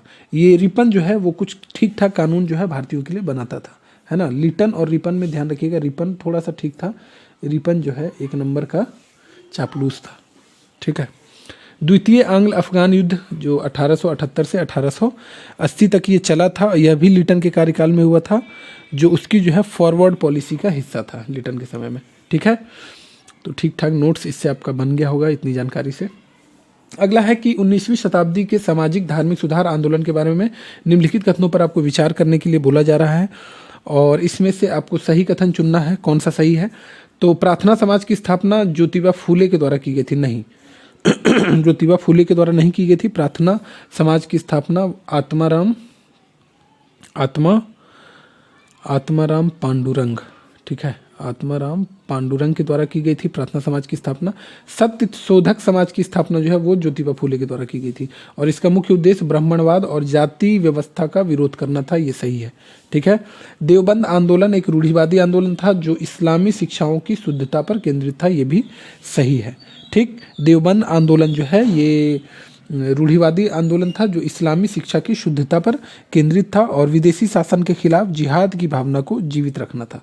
तो 2 और 3 जो है इसका बिल्कुल सही जवाब हो जाएगा, option number D is the right answer. ठीक, चलिए, 1 लाइनर क्वेश्चन तो इसमें दिख ही नहीं रहे दोस्तों, सारा देख रहे हैं असर्शन रीजन या फिर स्टेटमेंट। राजा महेंद्र प्रताप ने प्रथम विश्व युद्ध के दौरान काबुल में भारत की पहली अस्थायी सरकार बनाई थी क्योंकि फ्रांस ने इस सरकार को मान्यता और समर्थन प्रदान किया था। तो पहला वाला तो सही है कि राजा महेंद्र प्रताप ने प्रथम विश्व युद्ध के दौरान काबुल में भारत की पहली अस्थायी सरकार बनाई थी, पहला वाला सही है। ठीक है, कथन जो है सही है, फ्रांस ने इस सरकार को मान्यता और समर्थन प्रदान किया था, ये गलत है। ठीक, तो ए सही है, आर गलत है। ए सही है लेकिन आर गलत है। ठीक है, इस सरकार को फ्रांस ने नहीं बल्कि जर्मनी, ठीक है, जर्मनी, तुर्की और रूस के द्वारा जो है, इन जैसे देशों के द्वारा जो है समर्थन और आश्वासन दिया गया था। उस समय फ्रांस और ब्रिटेन जो है वो मित्र राष्ट्र हुआ करते थे, है ना, तो ये कैसे मान्यता दे देगा। ठीक है, चलिए अगला है, तो ए सही आर गलत है। अगला है कि विचार कीजिए और उपयुक्त में से कितने युग में सही से मिले थे। अग्रहार जो है मंदिरों को दिया गया कर मुक्त भूमि दान। अग्रहार जो है कि ये जो है कर मंदिरों को दिया गया कर मुक्त भूमि दान है। तो प्राचीन और मध्यकालीन भारत में अग्रहार जो है वह भूमि को बोला जाता था जो ब्राह्मण को दान में दी जाती थी। ठीक है, तो ये मंदिरों को दिया गया कर मुक्त भूमि नहीं है, ये ब्राह्मणों को दान में दी जाती थी। पहला वाला गलत है। विष्टि क्या है? जबरन श्रम या बेगार, ये सही है। घटिया क्या है? घटिका घटिका जो है वो पल्लव काल के दौरान उच्च शिक्षा के केंद्र थे। तो 2 और 3 जो है ये सही है। ठीक, तो केवल 2 युग्म इसका सही जवाब हो जाएगा, है ना। विष्टि जो है ये जबरन, शर्म या बिगाड़ करवाया जाता था और गुप्त काल के दौरान जो है ये काफ़ी प्रचलित था, ध्यान रखिएगा। घटिका जो है वो पल्लव राजवंश के समय, यानी कि पल्लव राजवंश किधर था, ये दक्षिण भारत में था, है ना। दक्षिण भारत में घटिका उच्च शिक्षा के महत्वपूर्ण केंद्र थे और ये संस्थान जो है वो आमतौर पर मंदिरों के साथ जुड़े होते थे और यहाँ पर जो है धर्म, दर्शन, वेदों आदि की शिक्षा दी जाती थी, ठीक। तो केवल 2 सही है। ऋग्वैदिक काल की राजनीतिक संरचना के संदर्भ में कौन सा कथन असत्य है? ऋग्वैदिक काल के बारे में बोला जा रहा है, कौन सा कथन जो है वो असत्य है? तो ऋग्वैदिक काल में ये राजा का पद पूर्णतः वंशानुगत था और उसे हटाने का कोई प्रावधान नहीं था, ये कथन गलत है, ठीक है। ये कथन जो है ऋग्वैदिक काल में जो है राजा का पद आमतौर पर वंशानुगत होता था लेकिन वह निरंकुश नहीं होता था, ठीक है। उसे हटाने का कोई प्रावधान नहीं था, ऐसी कोई बात नहीं है। बाकी जो सारे कथन दिए गए ये सभी सही है। सभा और समिति जैसी संस्थाएं राजा की शक्तियों पर नियंत्रण रखती थी, ये सही है। बाली एक स्वैच्छिक उपहार था जो प्रजा द्वारा राजा को दिया जाता था। स्त्रियों को सभा की बैठकों में भाग लेने की अनुमति थी, ऑप्शन नंबर डी भी सही है। पूछा क्या गया था कि निम्न में से असत्य कौन है, तो बी नंबर जो है वो असत्य है, तो ऑप्शन जो है बी हमारा जवाब हो जाएगा। दर्शन और प्रवर्तक पूछा जा रहा है, कौन सा दर्शन किसके द्वारा दिया गया है? तो सबसे पहले आप आइए कि शून्यवाद किसके द्वारा दिया गया है, ठीक है। शून्यवाद जो है वो किसके द्वारा दिया गया है? योगाचार किसके द्वारा दिया गया है? तो शून्यवाद जो है वो नागार्जुन के द्वारा दिया गया है। योगाचार मैत्रेय नाथ के द्वारा दिया गया है और लोकायत जो है वो चरवाक के द्वारा दिया गया है और वैशेषिक जो है वो कणाद के द्वारा दिया गया है। तो इस तरह से मिला लीजिए 2 1 4 3, 2 1 4 3 ऑप्शन नंबर ए में ही दिया गया है, ठीक है। चलिए, सातवाहन शासकों ने खुद को ब्राह्मण बताया और वर्ण व्यवस्था को सुदृढ़ करने का प्रयास किया क्योंकि सातवाहन राजाओं ने शक और यवन जैसी विदेशी जनजातियों के साथ वैवाहिक संबंध बनाने से पूरी तरह परहेज किया। क्या सही है, क्या गलत है इसमें? तो ए तो सही है, सातवाहन शासकों ने खुद को ब्राह्मण बताया और वर्ण व्यवस्था को सुदृढ़ करने का प्रयास किया, ये सही है। दूसरा जो है कि सातवाहन राजाओं ने शक और यवन जैसी विदेशी जनजातियों के साथ वैवाहिक संबंध बनाने की पूरी तरह से परहेज किया, ऐसी कोई बात नहीं है। सातवाहन राजाओं ने विदेशी जनजातियों से मतलब परहेज नहीं किया बल्कि उनके साथ जो है वैवाहिक संबंध सातवाहन के द्वारा बनाए गए थे। इसका सबसे बड़ा उदाहरण जो है वो वशिष्ठी पुत्र पुलेमावी का शक शासक रुद्रदामन प्रथम की पुत्री से विवाह करना था, ठीक है। तो ये दूसरा वाला गलत है, ए सही है, आर गलत है। ए सही है लेकिन आर गलत है, सी जो है सही जवाब हो जाएगा। मध्यकालीन विभाग और कार्य विशेषता, चलिए इस क्वेश्चन से पूछा जाता है, मतलब इस वाले पार्ट से, मतलब जो दीवाने अर्ज वगैरह हैं इससे क्वेश्चन पूछा जाता है ना। तो दीवाने अर्ज क्या है? तो ये एक सैन्य विभाग था, यानी कि 1 का 2। दीवाने रिसालत क्या था? तो ये धार्मिक और विदेशी मामले। 4 दीवाने इंशा क्या था? तो दीवाने इंशा जो है एक शाही पत्राचार विभाग था। तो एक दीवाने कोही क्या था? तो कृषि विभाग था। हालांकि ये और ये आसान है, कई बार एग्जाम में पूछे गए हैं। दीवाने कोही जो है वो कृषि विभाग था। तो 2 4 1 3, 2 4 1 3 ऑप्शन नंबर डी में दिया गया। शेरशाह सूरी के प्रशासनिक सुधारों के संदर्भ में पटवारी और मुकदुम का मुख्य कार्य क्या था? पटवारी और मुकदुम का, तो इसका मुख्य कार्य था ग्राम स्तर पर राजस्व का लेखा जोखा रखना और शांति व्यवस्था को बनाए रखना, ठीक है। शेरशाह सूरी को उनके सैन्य अभियानों से कहीं अधिक उनके प्रशासनिक और भू राजस्व सुधारों के लिए जाना जाता है, ये चीज़ ध्यान रखिएगा, ठीक है। तो यहाँ पूछा क्या गया था? पटवारी और मकदुम, तो इसका कार्य ये था। कुछ और इसके द्वारा दिए गए थे। शिकदार और सिकदारान, ये कानून व्यवस्था था, ध्यान रखिएगा। मुंसिफान, ये न्याय और राजस्व व्यवस्था था। सिकदार और मुंसिफ यहाँ पर हम पटवारी और मुकदम देखे थे। तो शिकदार और मुंसिफ जो है ये स्थानीय प्रशासन था और मुकदम और पटवारी जो है मुखिया और राजस्व रिकॉर्ड रखता था, ठीक है। चलिए 49 नंबर क्वेश्चन। मुगल सम्राट अकबर ने दीन इलाही को एक संगठित धर्म के रूप में स्थापित करने का प्रयास किया था, तो ये जो है गलत है, ठीक है। मतलब इतिहासकारों के विपरीत जो है आधुनिक शोध बताते हैं कि दीन इलाही जो है कोई संगठित धर्म नहीं था, ना तो इसका कोई अपना मंदिर था और ना ही कोई पवित्र ग्रंथ मिला है जैसे कि कुरान या बाइबल वगैरह है। और ना ही कोई पुजारी वर्ग और ना ही इसे अपनाने के लिए किसी पर दबाव डाला गया। तो इसे स्थापित मतलब संगठित धर्म स्थापित करने का प्रयास नहीं कहा जा सकता। दूसरा है कि वह साम्राज्य में बहुलतावादी समाज के बीच सामंजस्य बिठाना चाहता था और सुलह सुलह ए कुल की नीति का पालन करता था। तो आर जो है सही है। ए गलत है, आर सही है। ऑप्शन नंबर सी जो है यहाँ पर बिल्कुल सही जवाब है। चलिए अब कौन सा क्वेश्चन है, 49, 50। चलिए 50 नंबर। 1565 ईस्वी तक प्रसिद्ध तालीकोटा का युद्ध कुछ राज्यों के संयुक्त गठबंधन तथा विजयनगर साम्राज्य के बीच हुआ था।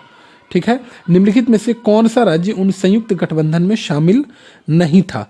कौन सा राज्य जो है वो संयुक्त गठबंधन में शामिल नहीं था? तो बरार जो है शामिल नहीं था। ठीक है, तालीकोटा का युद्ध आप देख रहे हैं यहाँ पर 1565 में हुआ था। तो विजयनगर के विरुद्ध जो है वो दक्षिण के सुल्तानों का एक महासंघ बना था। ठीक है, विजयनगर के विरुद्ध बना था, ध्यान रखिएगा। जिसमें जो है सो बीजापुर भी था, है ना, बीजापुर भी था, बीदर भी था, गोलकुंडा भी था। ठीक है, और ये अहमदनगर भी था, एक ध्यान रखिएगा, अहमदनगर भी शामिल था। बरार जो है इसमें शामिल नहीं था। और इस मतलब इस संयुक्त सेना का नेतृत्व जो है वो अली आदिल शाही के द्वारा किया गया था, जिसने विजयनगर की सत्ता को पूरी तरह से समाप्त कर दिया था। 51 नंबर क्वेश्चन कर रहा है कि निम्नलिखित में से कौन वित्त आयोग की प्रत्येक अनुशंसा को संसद के पटल पर रखवाने के लिए बाध्य है? तो ये भारत के राष्ट्रपति है। ठीक है, भारत के राष्ट्रपति अनुच्छेद 281 के अनुसार भारत के जो राष्ट्रपति हैं, राष्ट्रपति का संवैधानिक कर्तव्य है कि वित्त आयोग के द्वारा की गई प्रत्येक सिफारिश को संसद के दोनों सदनों यानी कि लोकसभा और राज्यसभा दोनों के समक्ष रखवाए। राष्ट्रपति केवल सिफारिश ही नहीं रखवाते बल्कि उनके साथ जो है एक स्पष्टीकरण ज्ञापन भी देते हैं, जिसमें यह बताया जाता है कि आयोग की किन सिफारिशों पर क्या कार्यवाही की गई है। ठीक है, चलिए भारत की संचित निधि से धन की निकासी का प्राधिकार किससे आना चाहिए? तो यानी अगर आप संचित निधि से पैसा निकालना चाहते हैं तो इसके लिए प्राधिकार जो है यानी वो कहाँ से ऑर्डर लेना होगा? तो भारत के संसद के द्वारा आपको इसका ऑर्डर लेना होगा। और भारतीय संविधान का अनुच्छेद 266(1) के तहत जो है भारत की संचित निधि का गठन किया गया है। और सरकार को मिलने वाला सारा राजस्व जैसे कि टैक्स, जो हम लोग ब्याज चुकाते हैं, है ना, ये सारी चीज़ें इसी निधि में जमा होती है, 266(1). और संविधान की धारा 114(3) में ऐसा बोला गया है कि संचित निधि से 1 रुपया भी तब तक नहीं निकाला जा सकता जब तक कि संसद द्वारा कानून बनाकर विनियोग विधेयक इसके लिए अनुमति नहीं देता। ठीक है, तो ये इंपॉर्टेंट अनुच्छेद है, ध्यान रखिएगा। भारतीय संविधान में केंद्र और राज्यों के बीच शक्तियों के बंटवारे की व्यवस्था निम्नलिखित में से किस योजना में की गई है? कौन सी वो योजना थी जिसमें की गई है? तो भारत सरकार अधिनियम 1935 का प्रभाव जो है हमारे संविधान पर काफ़ी पड़ा है। ठीक है, भारत सरकार 1935 का जो प्रभाव है वो काफ़ी पड़ा है हमारे संविधान पर। त्रिस्तरीय सूची प्रणाली जो है वो इस अधिनियम द्वारा पहली बार केंद्र और प्रांतों के बीच शक्तियों के स्पष्ट बंटवारा का जो है 3 सूची इसी के माध्यम से दिया गया था, जिसे हम लोग जानते हैं कि संघ सूची, इसके अलावा राज्य सूची, इसके अलावा समवर्ती। तो देखिए संघ सूची में जो विषय दिए गए हैं, है ना, इसमें केवल संघ ही कानून बनाएगा। राज्य सूची में जो विषय दिए गए हैं इसमें राज्य तो कानून बनाएगा ही, लेकिन अगर बात मतलब एक तरह से नेशनल मतलब राष्ट्र की अगर बात होगी या राष्ट्रीय सुरक्षा की होगी तब इसमें केंद्र कानून बना सकता है। ठीक है, और समवर्ती सूची में दोनों कानून बनाएंगे। लेकिन राज्य अगर कोई कानून बना देता है और लगता है केंद्र को कि ये राष्ट्रीय जो मतलब से एक तरह से कहें कि राष्ट्रीय सुरक्षा को टच कर रहा है या राष्ट्रीय सुरक्षा इसके दायरे में आ रही है या इससे नुकसान हो सकता है, मतलब कुछ भी रीजन देके राष्ट्रीय सुरक्षा का, तो इसमें भी केंद्र के द्वारा जो नियम बनाया जाएगा वही सर्वमान्य होगा। तो बंटवारा तो किया गया लेकिन ये जो है केंद्र की ओर झुका हुआ प्रतीत होता है, और ये क्वेश्चन भी एग्जाम में कई बार पूछा गया है। ठीक है, चलिए अगले क्वेश्चन की तरफ बढ़ें। तो 10वीं अनुसूची के संदर्भ में 10वीं अनुसूची दल बदल से संबंधित है, कौन सा कथन सत्य है? तो इसे राजीव गांधी सरकार के द्वारा 52वें संविधान संशोधन के द्वारा जोड़ा गया था, बिल्कुल सही है ना। 52वां संविधान संशोधन और 1985 में जोड़ा गया था दल बदल। इसे दल बदल विरोधी कानून भी कहा जाता है, दूसरा भी सही है। तो 1 और 2 दोनों इसका सही जवाब हो जाएगा, है ना। चलिए भारत के उच्चतम न्यायालय में न्यायाधीशों की संख्या में वृद्धि करने की शक्ति किसमें निहित है? तो संसद में निहित है ये, है ना। भारतीय संविधान का अनुच्छेद 24(1) में स्पष्ट रूप से उल्लेख किया गया है कि उच्चतम न्यायालय में एक मुख्य न्यायाधीश और उतने अन्य न्यायाधीश होंगे जितने संसद जो है कानून बनाकर समय समय पर निर्धारित करे। वर्तमान में 1+33 है, यानी कि कुल जो है 34 न्यायाधीश। ठीक है, तो ये 55 नंबर का ऑप्शन नंबर बी जो है बिल्कुल सही जवाब है। 56 नंबर क्वेश्चन कह रहा है कि निम्नलिखित में से किससे भारतीय संसद की संप्रभुता प्रतिबंधित है। तो ये प्रतिबंधित है न्यायिक समीक्षा से, क्योंकि भारतीय संसद की संप्रभुता जो है वो न्यायिक समीक्षा द्वारा प्रतिबंधित इसलिए है क्योंकि भारत में ब्रिटिश संसद की तरह संसद सर्वोच्च न होकर संविधान सर्वोच्च है। ठीक है, भारत में जो है वो संविधान सर्वोच्च है, ये चीज़ ध्यान रखिएगा।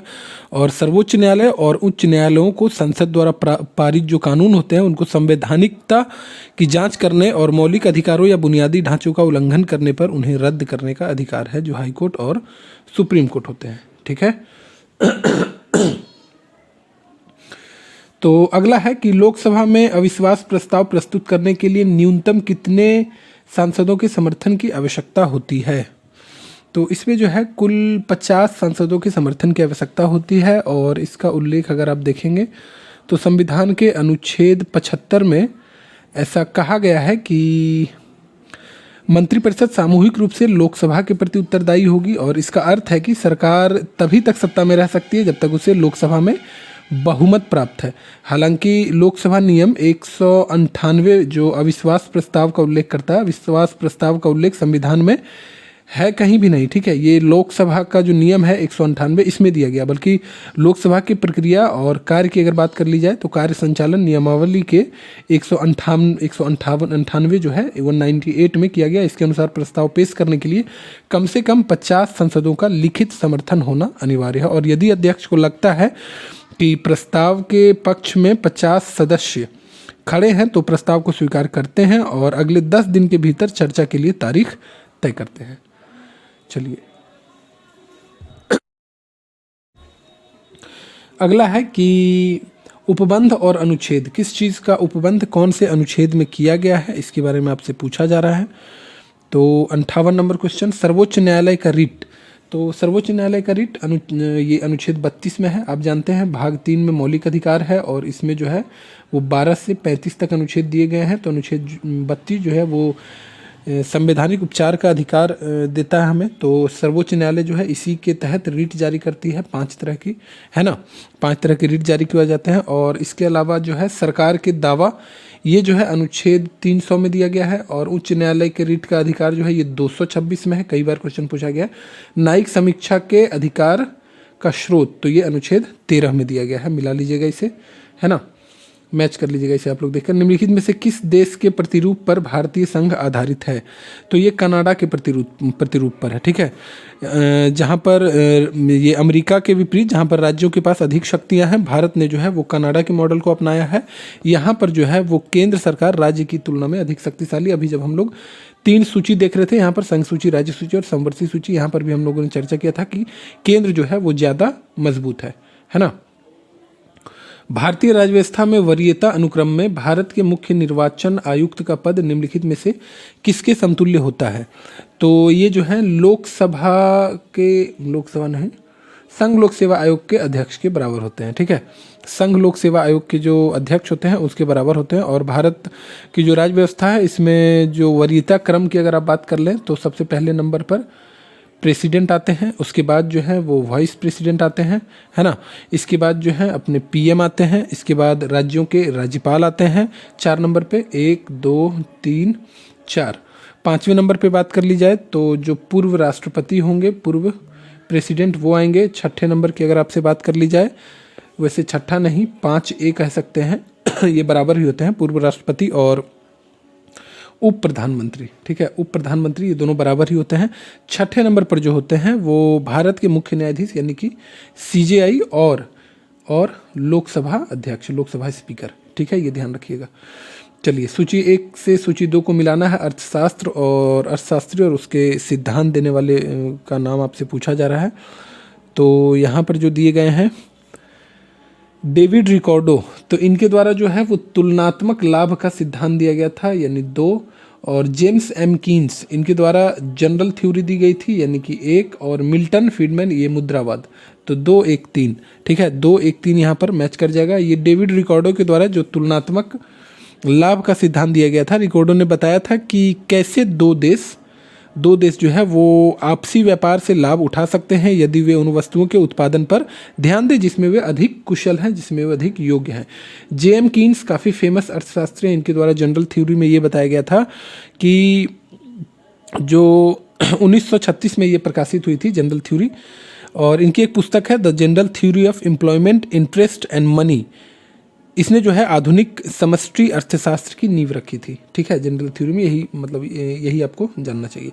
मिल्टन फ्रीडमैन की अगर बात कर ली जाए तो फ्रीडमैन जो है वो अर्थव्यवस्था में मुद्रा की आपूर्ति के महत्व पर जोर देते हैं और तर्क देते हैं कि मुद्रास्फीति जो है वो हमेशा एक मौद्रिक घटना होती है। ठीक है, चलिए 62 नंबर क्वेश्चन क्या कह रहा है। पूंजीवाद अर्थव्यवस्था में कीमत का निर्धारण किसके द्वारा किया जाता है? तो मांग और आपूर्ति के द्वारा किया जाता है। Option number B. पूंजीवाद अर्थव्यवस्था में किसी भी वस्तु या सेवा की कीमत जो है वो डिमांड और सप्लाई पर निर्भर करता है, डिमांड और सप्लाई की शक्तियों पर आधारित होता है। और पूंजीवाद प्रणाली में कीमतें जो है वो बाजार की शक्तियों द्वारा तय की जाती है, न कि सरकार इसमें कोई भूमिका नहीं निभाते हैं। ठीक है, सकल राष्ट्रीय उत्पाद और सकल घरेलू उत्पाद के बीच मुख्य अंतर क्या है? सकल घरेलू उत्पाद, सकल राष्ट्रीय उत्पाद और सकल घरेलू उत्पाद, इन दोनों के बीच में मुख्य अंतर पूछा जा रहा है। तो इसमें मुख्य अंतर है विदेशों से प्राप्त शुद्ध कारक आय। ठीक है, सकल राष्ट्रीय उत्पाद और सकल घरेलू उत्पाद के बीच जो मुख्य अंतर पूछा जाएगा तो यही है विदेशों से प्राप्त शुद्ध कारक आय। सकल घरेलू उत्पाद किसी देश की भौगोलिक सीमाओं के भीतर एक निश्चित समयावधि, आमतौर पर जो है वो 1 वर्ष है ना। सकल घरेलू उत्पाद यही जीडीपी, आप इसका डेफिनेशन जानते ही होंगे। किसी एक देश के भीतर जो है वो आमतौर पर 1 वर्ष में उत्पादन जो होती है अंतिम वस्तुएं और सेवाओं, इसका कुल बाजार मूल्य जो है वो जीडीपी है। लेकिन सकल राष्ट्रीय उत्पाद की अगर आप बात करेंगे तो किसी देश के सामान्य निवासियों के द्वारा जो उत्पादित कुल उत्पादन को मापता है, चाहे वो देश के भीतर हो या फिर फॉरेन में हो या देश के बाहर हो। ठीक है, अगला है भारत में मुद्रास्फीति लक्ष्यीकरण के लिए किस सूचकांक का उपयोग किया जाता है? तो ये WPI का किया जाता है, होलसेल प्राइस इंडेक्स। ठीक है, नहीं होलसेल नहीं, ये कंज्यूमर प्राइस इंडेक्स। ठीक है, कंज्यूमर, यहाँ क्या बोल रहा है? मुद्रास्फीति लक्ष्यीकरण पूछा जा रहा है, तो कंज्यूमर प्राइस इंडेक्स का उपयोग किया जाता है, यानी उपभोक्ता मूल्य सूचकांक। ऑप्शन नंबर बी यहाँ पर सही हो जाएगा। भारतीय रिजर्व बैंक के द्वारा जो है वो अप्रैल 2014 में थोक मूल्य सूचकांक के स्थान पर उपभोक्ता मूल्य सूचकांक को जो है मुद्रास्फीति मापने के लिए प्रमुख सूचकांक के रूप में अपनाया गया था। मांग के नियम के संदर्भ में निम्नलिखित कथनों पर विचार कीजिए और इसमें से सही कथन चुनकर निकालना है आपको, है ना। तो सही कथन इसमें कौन सा है? अन्य कारक समान रहने पर किसी वस्तु की कीमत और उसकी मांग की मात्रा के बीच सीधा संबंध होता है। तो ये गलत है। मांग का नियम ये कहता है कि वस्तु की कीमत और उसकी मांग की मात्रा के बीच विपरीत संबंध होता है, सीधा संबंध नहीं होता है। ठीक है, इसका अर्थ क्या है? तो इसका अर्थ यह है कि यदि कीमत बढ़ती है तो मांग घटेगी, यदि कीमत घटती है तो मांग बढ़ती है। ठीक है, तो ये विपरीत संबंध हुआ, है ना। गिफेन वस्तुएं मांग के नियम का एक अपवाद है, तो ये जो है सही है। गिफेन वस्तुएं जो है मांग के नियम का मतलब इन वस्तुओं के मामले में कीमत बढ़ने पर उनकी मांग भी बढ़ जाती है, जो कि सामान्य मांग के नियम के विपरीत है। तो केवल 2 यहाँ पर सही जवाब हो जाएगा। भारत की पहली विदेश व्यापार नीति कब लागू हुई थी? तो ये 1992 में हुई थी, है ना, 1 अप्रैल 1992 इसका सही जवाब हो जाएगा। भारत की पहली 5 वर्षीय विदेश व्यापार नीति, जिसे हम समय निर्यात आयात या एग्जिम, ठीक है, एग्जिम नीति कहते हैं, ये 1 अप्रैल 1992 को लागू हुई थी। यह नीति जो है वो 1992 से 1997 तक की 5 वर्षीय योजना के रूप में तैयार की गई थी। और इसका मुख्य उद्देश्य अगर पूछ लिया जाए तो ध्यान रखिएगा कि भारतीय अर्थव्यवस्था को वैश्विक स्तर पर उन्मुख बनाना और उदारीकरण, निजीकरण एवं वैश्वीकरण की प्रक्रिया को तेज करना था। ठीक है, चलिए अगला क्वेश्चन है, भारत के औद्योगिक लाइसेंसिंग को औपचारिक रूप से किस नीति के तहत काफ़ी हद तक समाप्त कर दिया गया था? तो इसके अगर सही जवाब की बात कर ली जाए, क्या पूछा जा रहा है किस नीति के तहत, वो नीति कौन सी थी? तो ये 1991 का औद्योगिक नीति था। ठीक ना, इस नीति ने जो है वो 18 विशिष्ट उद्योगों को छोड़कर अन्य सभी के लिए अनिवार्य लाइसेंसिंग प्रणाली को समाप्त कर दिया था। और यहाँ पर जो आप वर्ड देख रहे हैं, समाप्त कर दिया था, ठीक है, औद्योगिक लाइसेंसिंग, ठीक है, समाप्त कर दिया था। यहाँ पर जो इस समय जो है 1991 में उदारीकरण के बारे में आपने सुना होगा। तो उदारीकरण का उद्देश्य क्या था? भारतीय अर्थव्यवस्था को नौकरशाही के नियंत्रण से मुक्त करना और निजी क्षेत्र की भागीदारी को बढ़ाना, इसका उद्देश्य था उदारीकरण का। ठीक है, चलिए, नीति आयोग के राष्ट्रीय बहुआयामी गरीबी सूचकांक के अनुसार गरीबी मापने के मुख्य आयाम कितने हैं? तो मुख्य आयाम 3 हैं। ठीक है, कौन कौन सा है? तो स्वास्थ्य है, दूसरा कौन सा है? शिक्षा है, तीसरा कौन सा है? जीवन स्तर।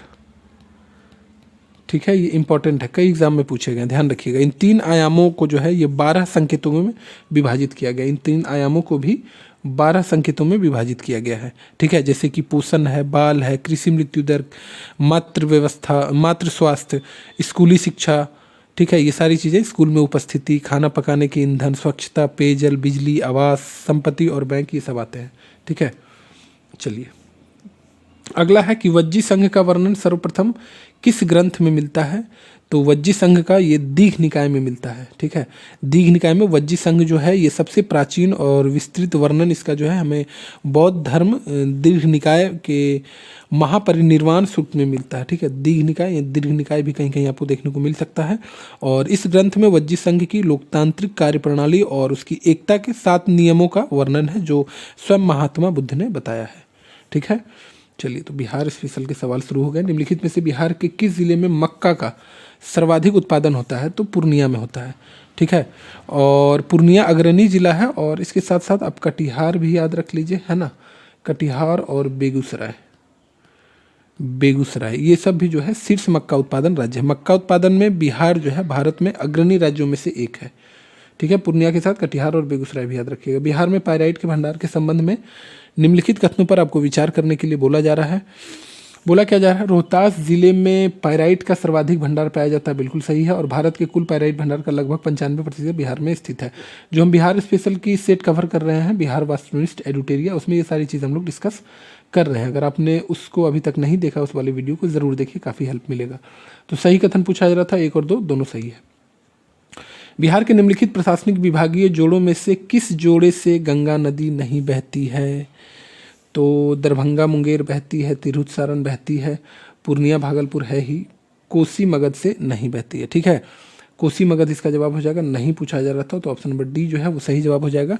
बिहार में आपको पता है कि गंगा के किनारे कुल 12 जिले स्थित हैं। ठीक है, 12 जिलों से होकर गुजरती है और चौसा बक्सर में ये प्रवेश करती है और कटिहार के रास्ते बाहर निकल जाती है। कोसी प्रमंडल में सहरसा, मधेपुरा और सुपौल जिले आते हैं और यह क्षेत्र गंगा के उत्तर में काफ़ी ऊपर स्थित है। यहाँ मुख्य रूप से कोसी नदी का प्रवाह है। ठीक है, गंगा का नहीं।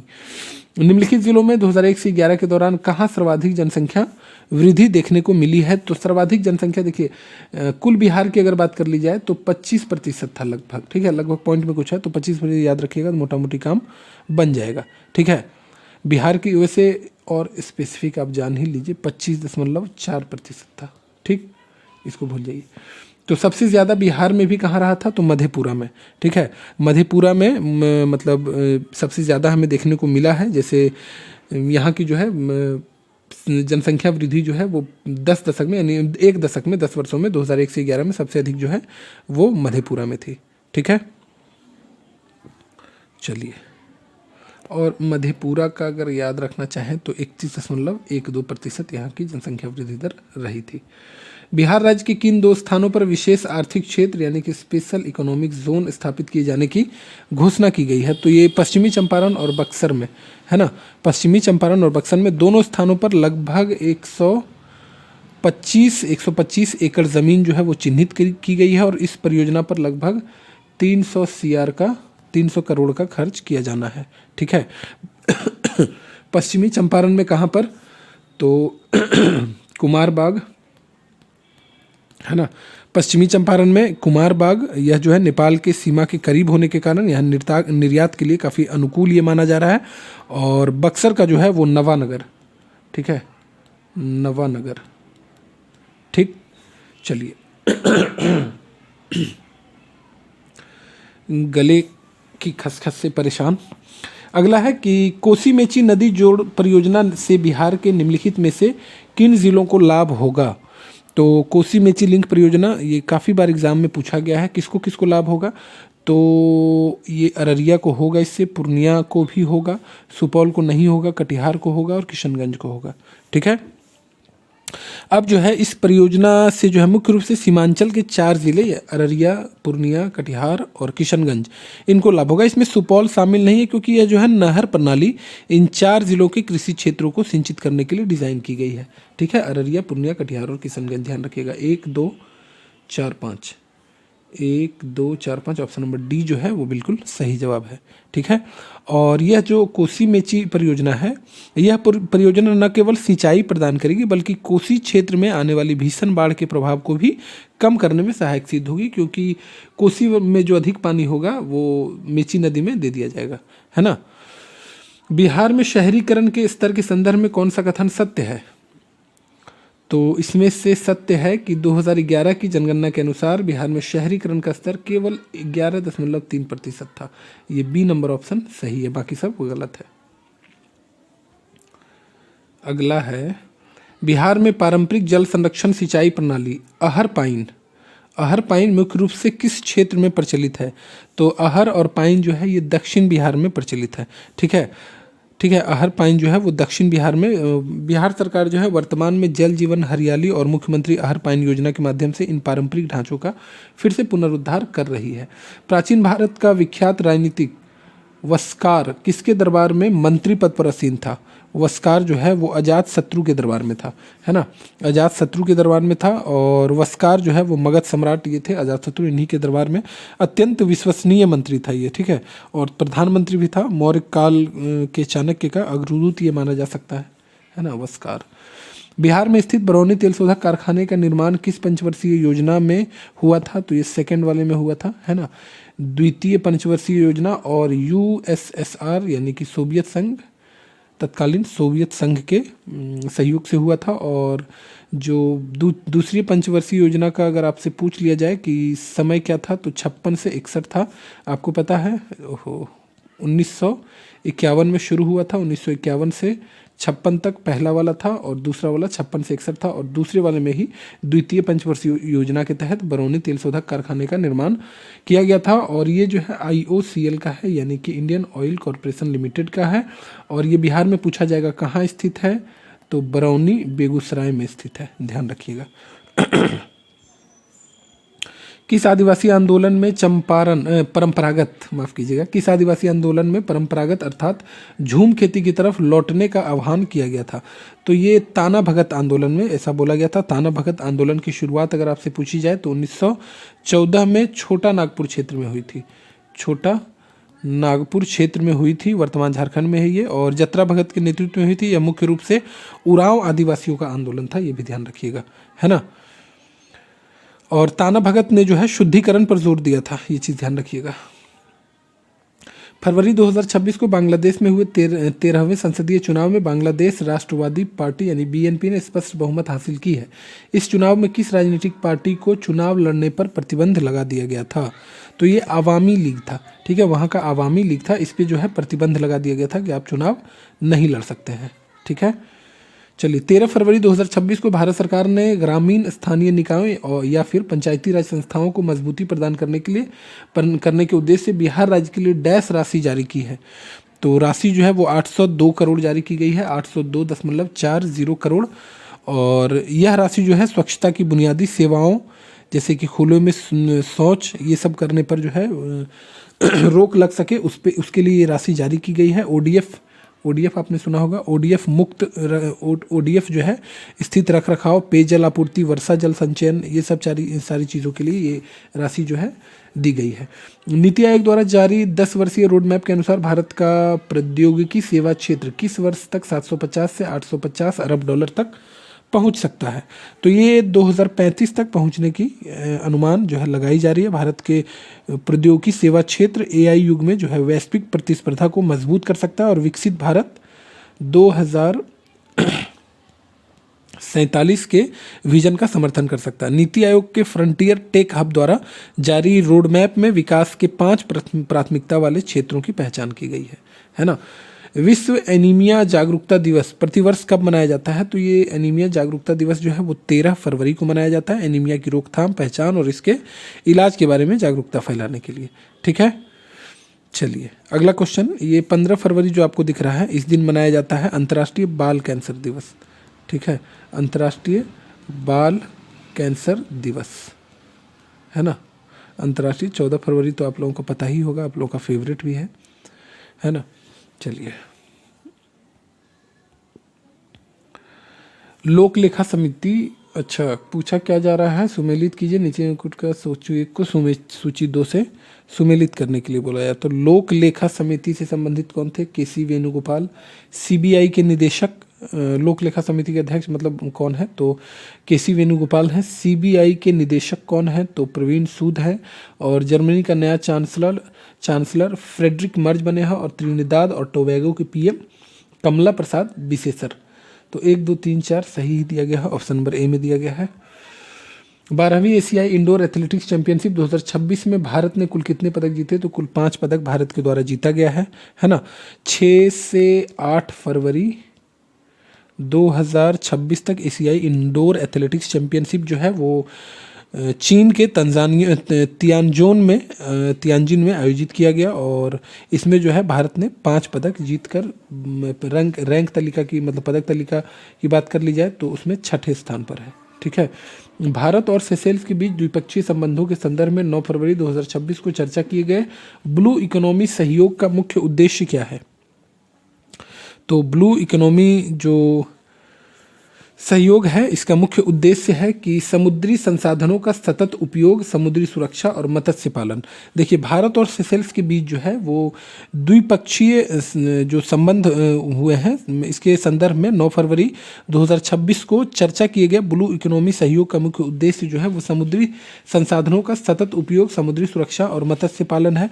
9 फरवरी 2026 को भारत के प्रधानमंत्री नरेंद्र मोदी और सेशेल्स के राष्ट्रपति के बीच नई दिल्ली में उच्च स्तरीय वार्ता हुई, जिसका मुख्य केंद्र जो है वो भारत सेशेल्स विजन महासागर था। इसमें समुद्री सुरक्षा, ब्लू इकोनॉमी और जलवायु परिवर्तन की चुनौतियों पर चर्चा की गई है। ठीक है। निम्नलिखित में से कौन विश्व दलहन दिवस 2026 का थीम है? तो इसका थीम है विश्व की दलहन, सादगी और उत्कृष्टता की ओर। ठीक है, विश्व दलहन दिवस की थीम है विश्व की दलहन, सादगी और उत्कृष्टता की ओर। और विश्व दलहन दिवस प्रत्येक वर्ष 10 फरवरी को मनाया जाता है। ध्यान रखिएगा, वर्ष 2019 में संयुक्त राष्ट्र महासभा के द्वारा ये निर्देश दिया गया कि 10 फरवरी को जो है हम लोग विश्व दलहन दिवस मनाएंगे। संयुक्त राष्ट्र संघ द्वारा जो है वो 2016 को अंतर्राष्ट्रीय दलहन वर्ष के रूप में मनाया गया था। निम्न में से आईसीसी पुरुष T20 विश्व कप 2026 में कुल कितने देश के टीमों ने भाग लिया था? तो कुल 20 देश थे। ठीक है, और विजेता जो है वो अपना भारत रहा है, आपको पता ही होगा, है ना। 7 फरवरी से 8 मार्च तक इसका आयोजन किया गया था। ठीक है, 7 फरवरी से 8 मार्च तक इसका आयोजन किया गया था। और इसमें जो है इटली पहली बार अंतर्राष्ट्रीय क्रिकेट प्रतियोगिता खेला था। बांग्लादेश ने खेलने से इनकार कर दिया था, है ना। चलिए, और कुछ चीज़ें इससे जानना चाहें, जैसे कि भारत जो है वो विजेता रहा था, है ना। और फाइनल मैच अगर पूछा जाए तो कहाँ हुआ था? तो ये अहमदाबाद, जो बैड लक साबित होता आ रहा था अब तक भारत के लिए, उसी स्टेडियम में हुआ था, अहमदाबाद के नरेंद्र मोदी स्टेडियम में। और किसके बीच? तो इंडिया वर्सेस न्यूजीलैंड के बीच खेला गया था। और भारत जो है वो न्यूजीलैंड को 96 रनों से हराता है। सबसे बड़ा स्टेडियम में हुआ था, सबसे बड़े रनों के अंतर से भी भारत हराता है न्यूजीलैंड को। और भारत जो है 2024 वाला टूर्नामेंट भी जीता था और 2026 वाला। ऐसा करने वाला, लगातार 2 ट्रॉफी जीतने वाला भारत पहला देश बन गया है ना। और इस प्रतियोगिता में अगर आपसे पूछा जाए कि मैन ऑफ द सीरीज़ यानी मैन ऑफ द टूर्नामेंट का खिताब किसे मिला, तो संजू बाबा को मिला है, संजू सैमसन, है ना। ये भारतीय विस्फोटक बल्लेबाज हैं, विस्फोटक ही कहेंगे। क्वार्टर फाइनल, सेमीफाइनल और फाइनल तीनों में गजब गर्दा उड़ाकर इस व्यक्ति ने मारा है ना। और मैन ऑफ द मैच अगर फाइनल में पूछे जाए तो बुमराह, भारतीय तेज गेंदबाज, काफ़ी विस्फोटक ये गेंदबाज भी हैं, है ना, खतरनाक एकदम। किस देश ने 6 से 22 फरवरी 2026 तक विंटर ओलंपिक्स की मेज़बानी की है? तो विंटर ओलंपिक्स की मेज़बानी इटली के द्वारा की गई है 6 से 22 फरवरी तक। इसका आयोजन जो है वो इटली के मिलान और कोर्टिनाडो अम्पेजी में किया गया है। शीतकालीन ओलंपिक 2026 की अगर बात कर ली जाए तो उद्घाटन मिलान का सैन सीरो स्टेडियम में किया गया था। ठीक है, चलिए अगला क्वेश्चन, अंतिम में ही अब हम लोग हैं। अंतर्राष्ट्रीय भारतीय फिल्म अकादमी पुरस्कार आईफा 2025 समारोह के बारे में असत्य कथन का आपको चयन करना है। ठीक है, तो असत्य कथन का चयन करना है। सर्वश्रेष्ठ फिल्म का पुरस्कार लापता लेडीज ने जीता, सही है। सर्वश्रेष्ठ निदेशक का पुरस्कार किरण राव ने जीता, सही है। सर्वश्रेष्ठ भूमिका में सर्वश्रेष्ठ प्रदर्शन करने वाले अभिनेता का पुरस्कार कार्तिक आर्यन को भूल भुलैया 3 के लिए प्रदान किया गया, सही है। प्रमुख भूमिका में सर्वश्रेष्ठ प्रदर्शन करने वाले अभिनेत्री का पुरस्कार नितांशी गोयल को लापता लेडीज के लिए दिया गया, ये भी सही है। तो पूछा गया था असत्य कथन, तो उपयुक्त में से कोई भी नहीं है असत्य कथन। ठीक है, असत्य कथन कोई भी नहीं है। हाल ही में बामनवास कांकर पंचायत को किस राज्य की पहली पूर्णतः जैविक ग्राम पंचायत घोषित किया गया है? तो ये राजस्थान का है, काफ़ी न्यूज़ में था ये, है ना, राजस्थान का है ये। और राजस्थान जो है ये टिकाऊ कृषि के क्षेत्र में एक महत्वपूर्ण उपलब्धि जो हासिल किया है ना। किस यूरोपीय देश ने 16 वर्ष से कम उम्र के बच्चों के लिए सोशल मीडिया प्लेटफॉर्म पर प्रतिबंध लगाया? हालांकि ये भारत में भी करना चाहिए, 13 वर्ष से जो कम उम्र के हैं उन पर लगाइए प्रतिबंध भारत में भी। तो ये जो है आमूलचूल निर्णय, क्रांतिकारी निर्णय जो है ये स्पेन के द्वारा लिया गया है। और 16 साल से कम उम्र के बच्चे जो हैं वो फेसबुक और इंस्टाग्राम वगैरह पे अब रील्स जो है नहीं देख सकेंगे, टिकटॉक वगैरह सब पे सोशल मीडिया पे बैन लगा दिया गया। भारत की पहली सेंट्रल बैंक डिजिटल करेंसी आधारित सार्वजनिक वितरण प्रणाली का उद्घाटन, सेंट्रल बैंक डिजिटल करेंसी आधारित है ये। ठीक है, इसका उद्घाटन जो है वो कहाँ पे किया गया है? तो ये गांधीनगर में किया गया है, गुजरात की राजधानी।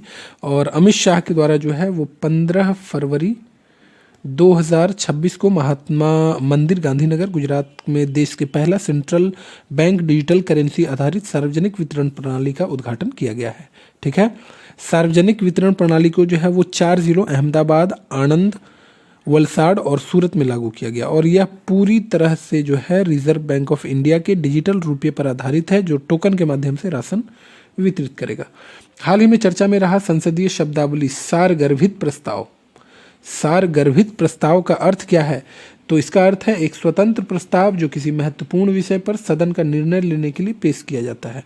ठीक है, यह विशेष अधिकार हनन से अलग होता है, जिसमें आमतौर पर जांच समिति बनती है। एक चीज़ और ध्यान रखिएगा कि यह प्रस्ताव सदन में गलत जानकारी देना, असंसदीय भाषा का उपयोग और राष्ट्र विरोधी, है ना, राष्ट्र विरोधी गतिविधियों के आरोप के आधार पर लगाया जाता है ना। अगला है नई दिल्ली के भारत मंडपम में आयोजित इंडिया एआई इम्पैक्ट समिट 2026 की मुख्य थीम क्या थी?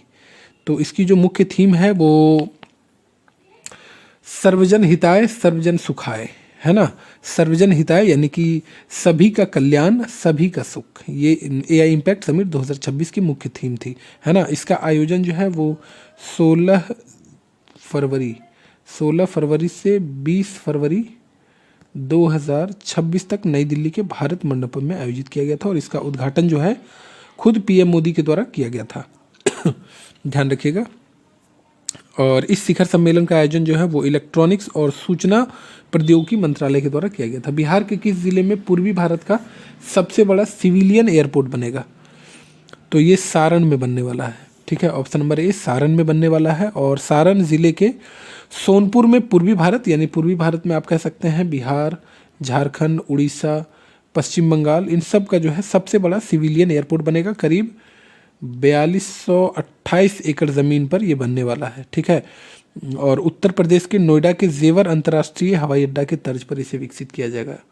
ठीक है, भारत ने वर्ष 2025-26 नामांकन चक्र के तहत यूनेस्को की विश्व धरोहर सूची के लिए किस धरोहर को आधिकारिक रूप से नामांकित किया है?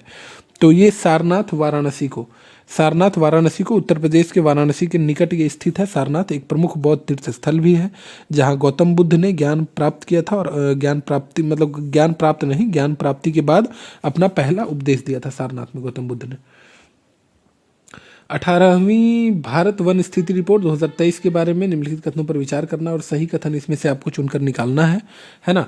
तो क्षेत्रफल के अनुसार सर्वाधिक वनावरण वाले राज्य क्रमशः जो हैं वो मध्य प्रदेश पहले नंबर पर है, दूसरे नंबर पर अरुणाचल प्रदेश, तीसरे नंबर पर छत्तीसगढ़ है। तो ये सही है। सर्वाधिक वनावरण में वृद्धि वाला राज्य मिजोरम है। सर्वाधिक मैंग्रोव वृद्धि वाला ये पश्चिम बंगाल है। बिल्कुल सही है, तीनों के तीनों इसमें सही दिए गए हैं। हाल ही में पवित्र त्यौहार हैराथ पोश्ते कहाँ मनाया गया है? तो ये जम्मू कश्मीर में मनाया गया है। ठीक है, हैराथ पोश्ते जो है वो जम्मू कश्मीर के जो पंडित होते हैं, ठीक है, पंडितों की जो है वो गौरवशाली त्यौहार है। और हैराथ का अर्थ है हरा, है ना, हरा। भगवान शिव हरा न कहते हैं, मतलब ऐसा नहीं बोला जाता है कष्ट हरा, दुख हरा। तो ये हरा जो है ये भगवान शिव और ये क्या है? हैराथ पुश्ते। ठीक है, तो हैराथ का अर्थ है हरा से भगवान शिव और रात्रि से रात, जो भगवान शिव और देवी पार्वती के मिलन को स्मरण करता है ना। तो ये 100 क्वेश्चन कंप्लीट करवा दिया गया है। सेट कैसा लगा ज़रूर बताइएगा। देखिए अब क्वेश्चन लंबा है, आप देखिए क्वेश्चन कितना लंबा है, तो समय तो लगेगा ही पढ़ने में, है ना। अब जैसे तैसे अगर ये है, इसका आंसर ये है, बी हो गया, चलिए ऐसे अगर बता देंगे तो वो सबसे आसान है करना, जो कि मैं नहीं करवाऊँगा, है ना। थोड़ा सा पेशेंस रख के फास्ट करके वीडियो देखिए, यकीन मानिए आपके लिए काफ़ी हेल्पफुल होगा ये। मिलते हैं नेक्स्ट वीडियो में, तब तक के लिए स्वस्थ रहिए, मस्त रहिए और व्यस्त रहिए। पठन पाठन का कार्यक्रम जारी रखिए और चैनल का जो नोटिफिकेशन है सबसे पहले आप तक पहुंच सके, इसके लिए वीडियो को मतलब चैनल को सब्सक्राइब कर लीजिए अगर अभी तक आपने नहीं किया है। मिलते हैं नेक्स्ट वीडियो में। Thank you very much.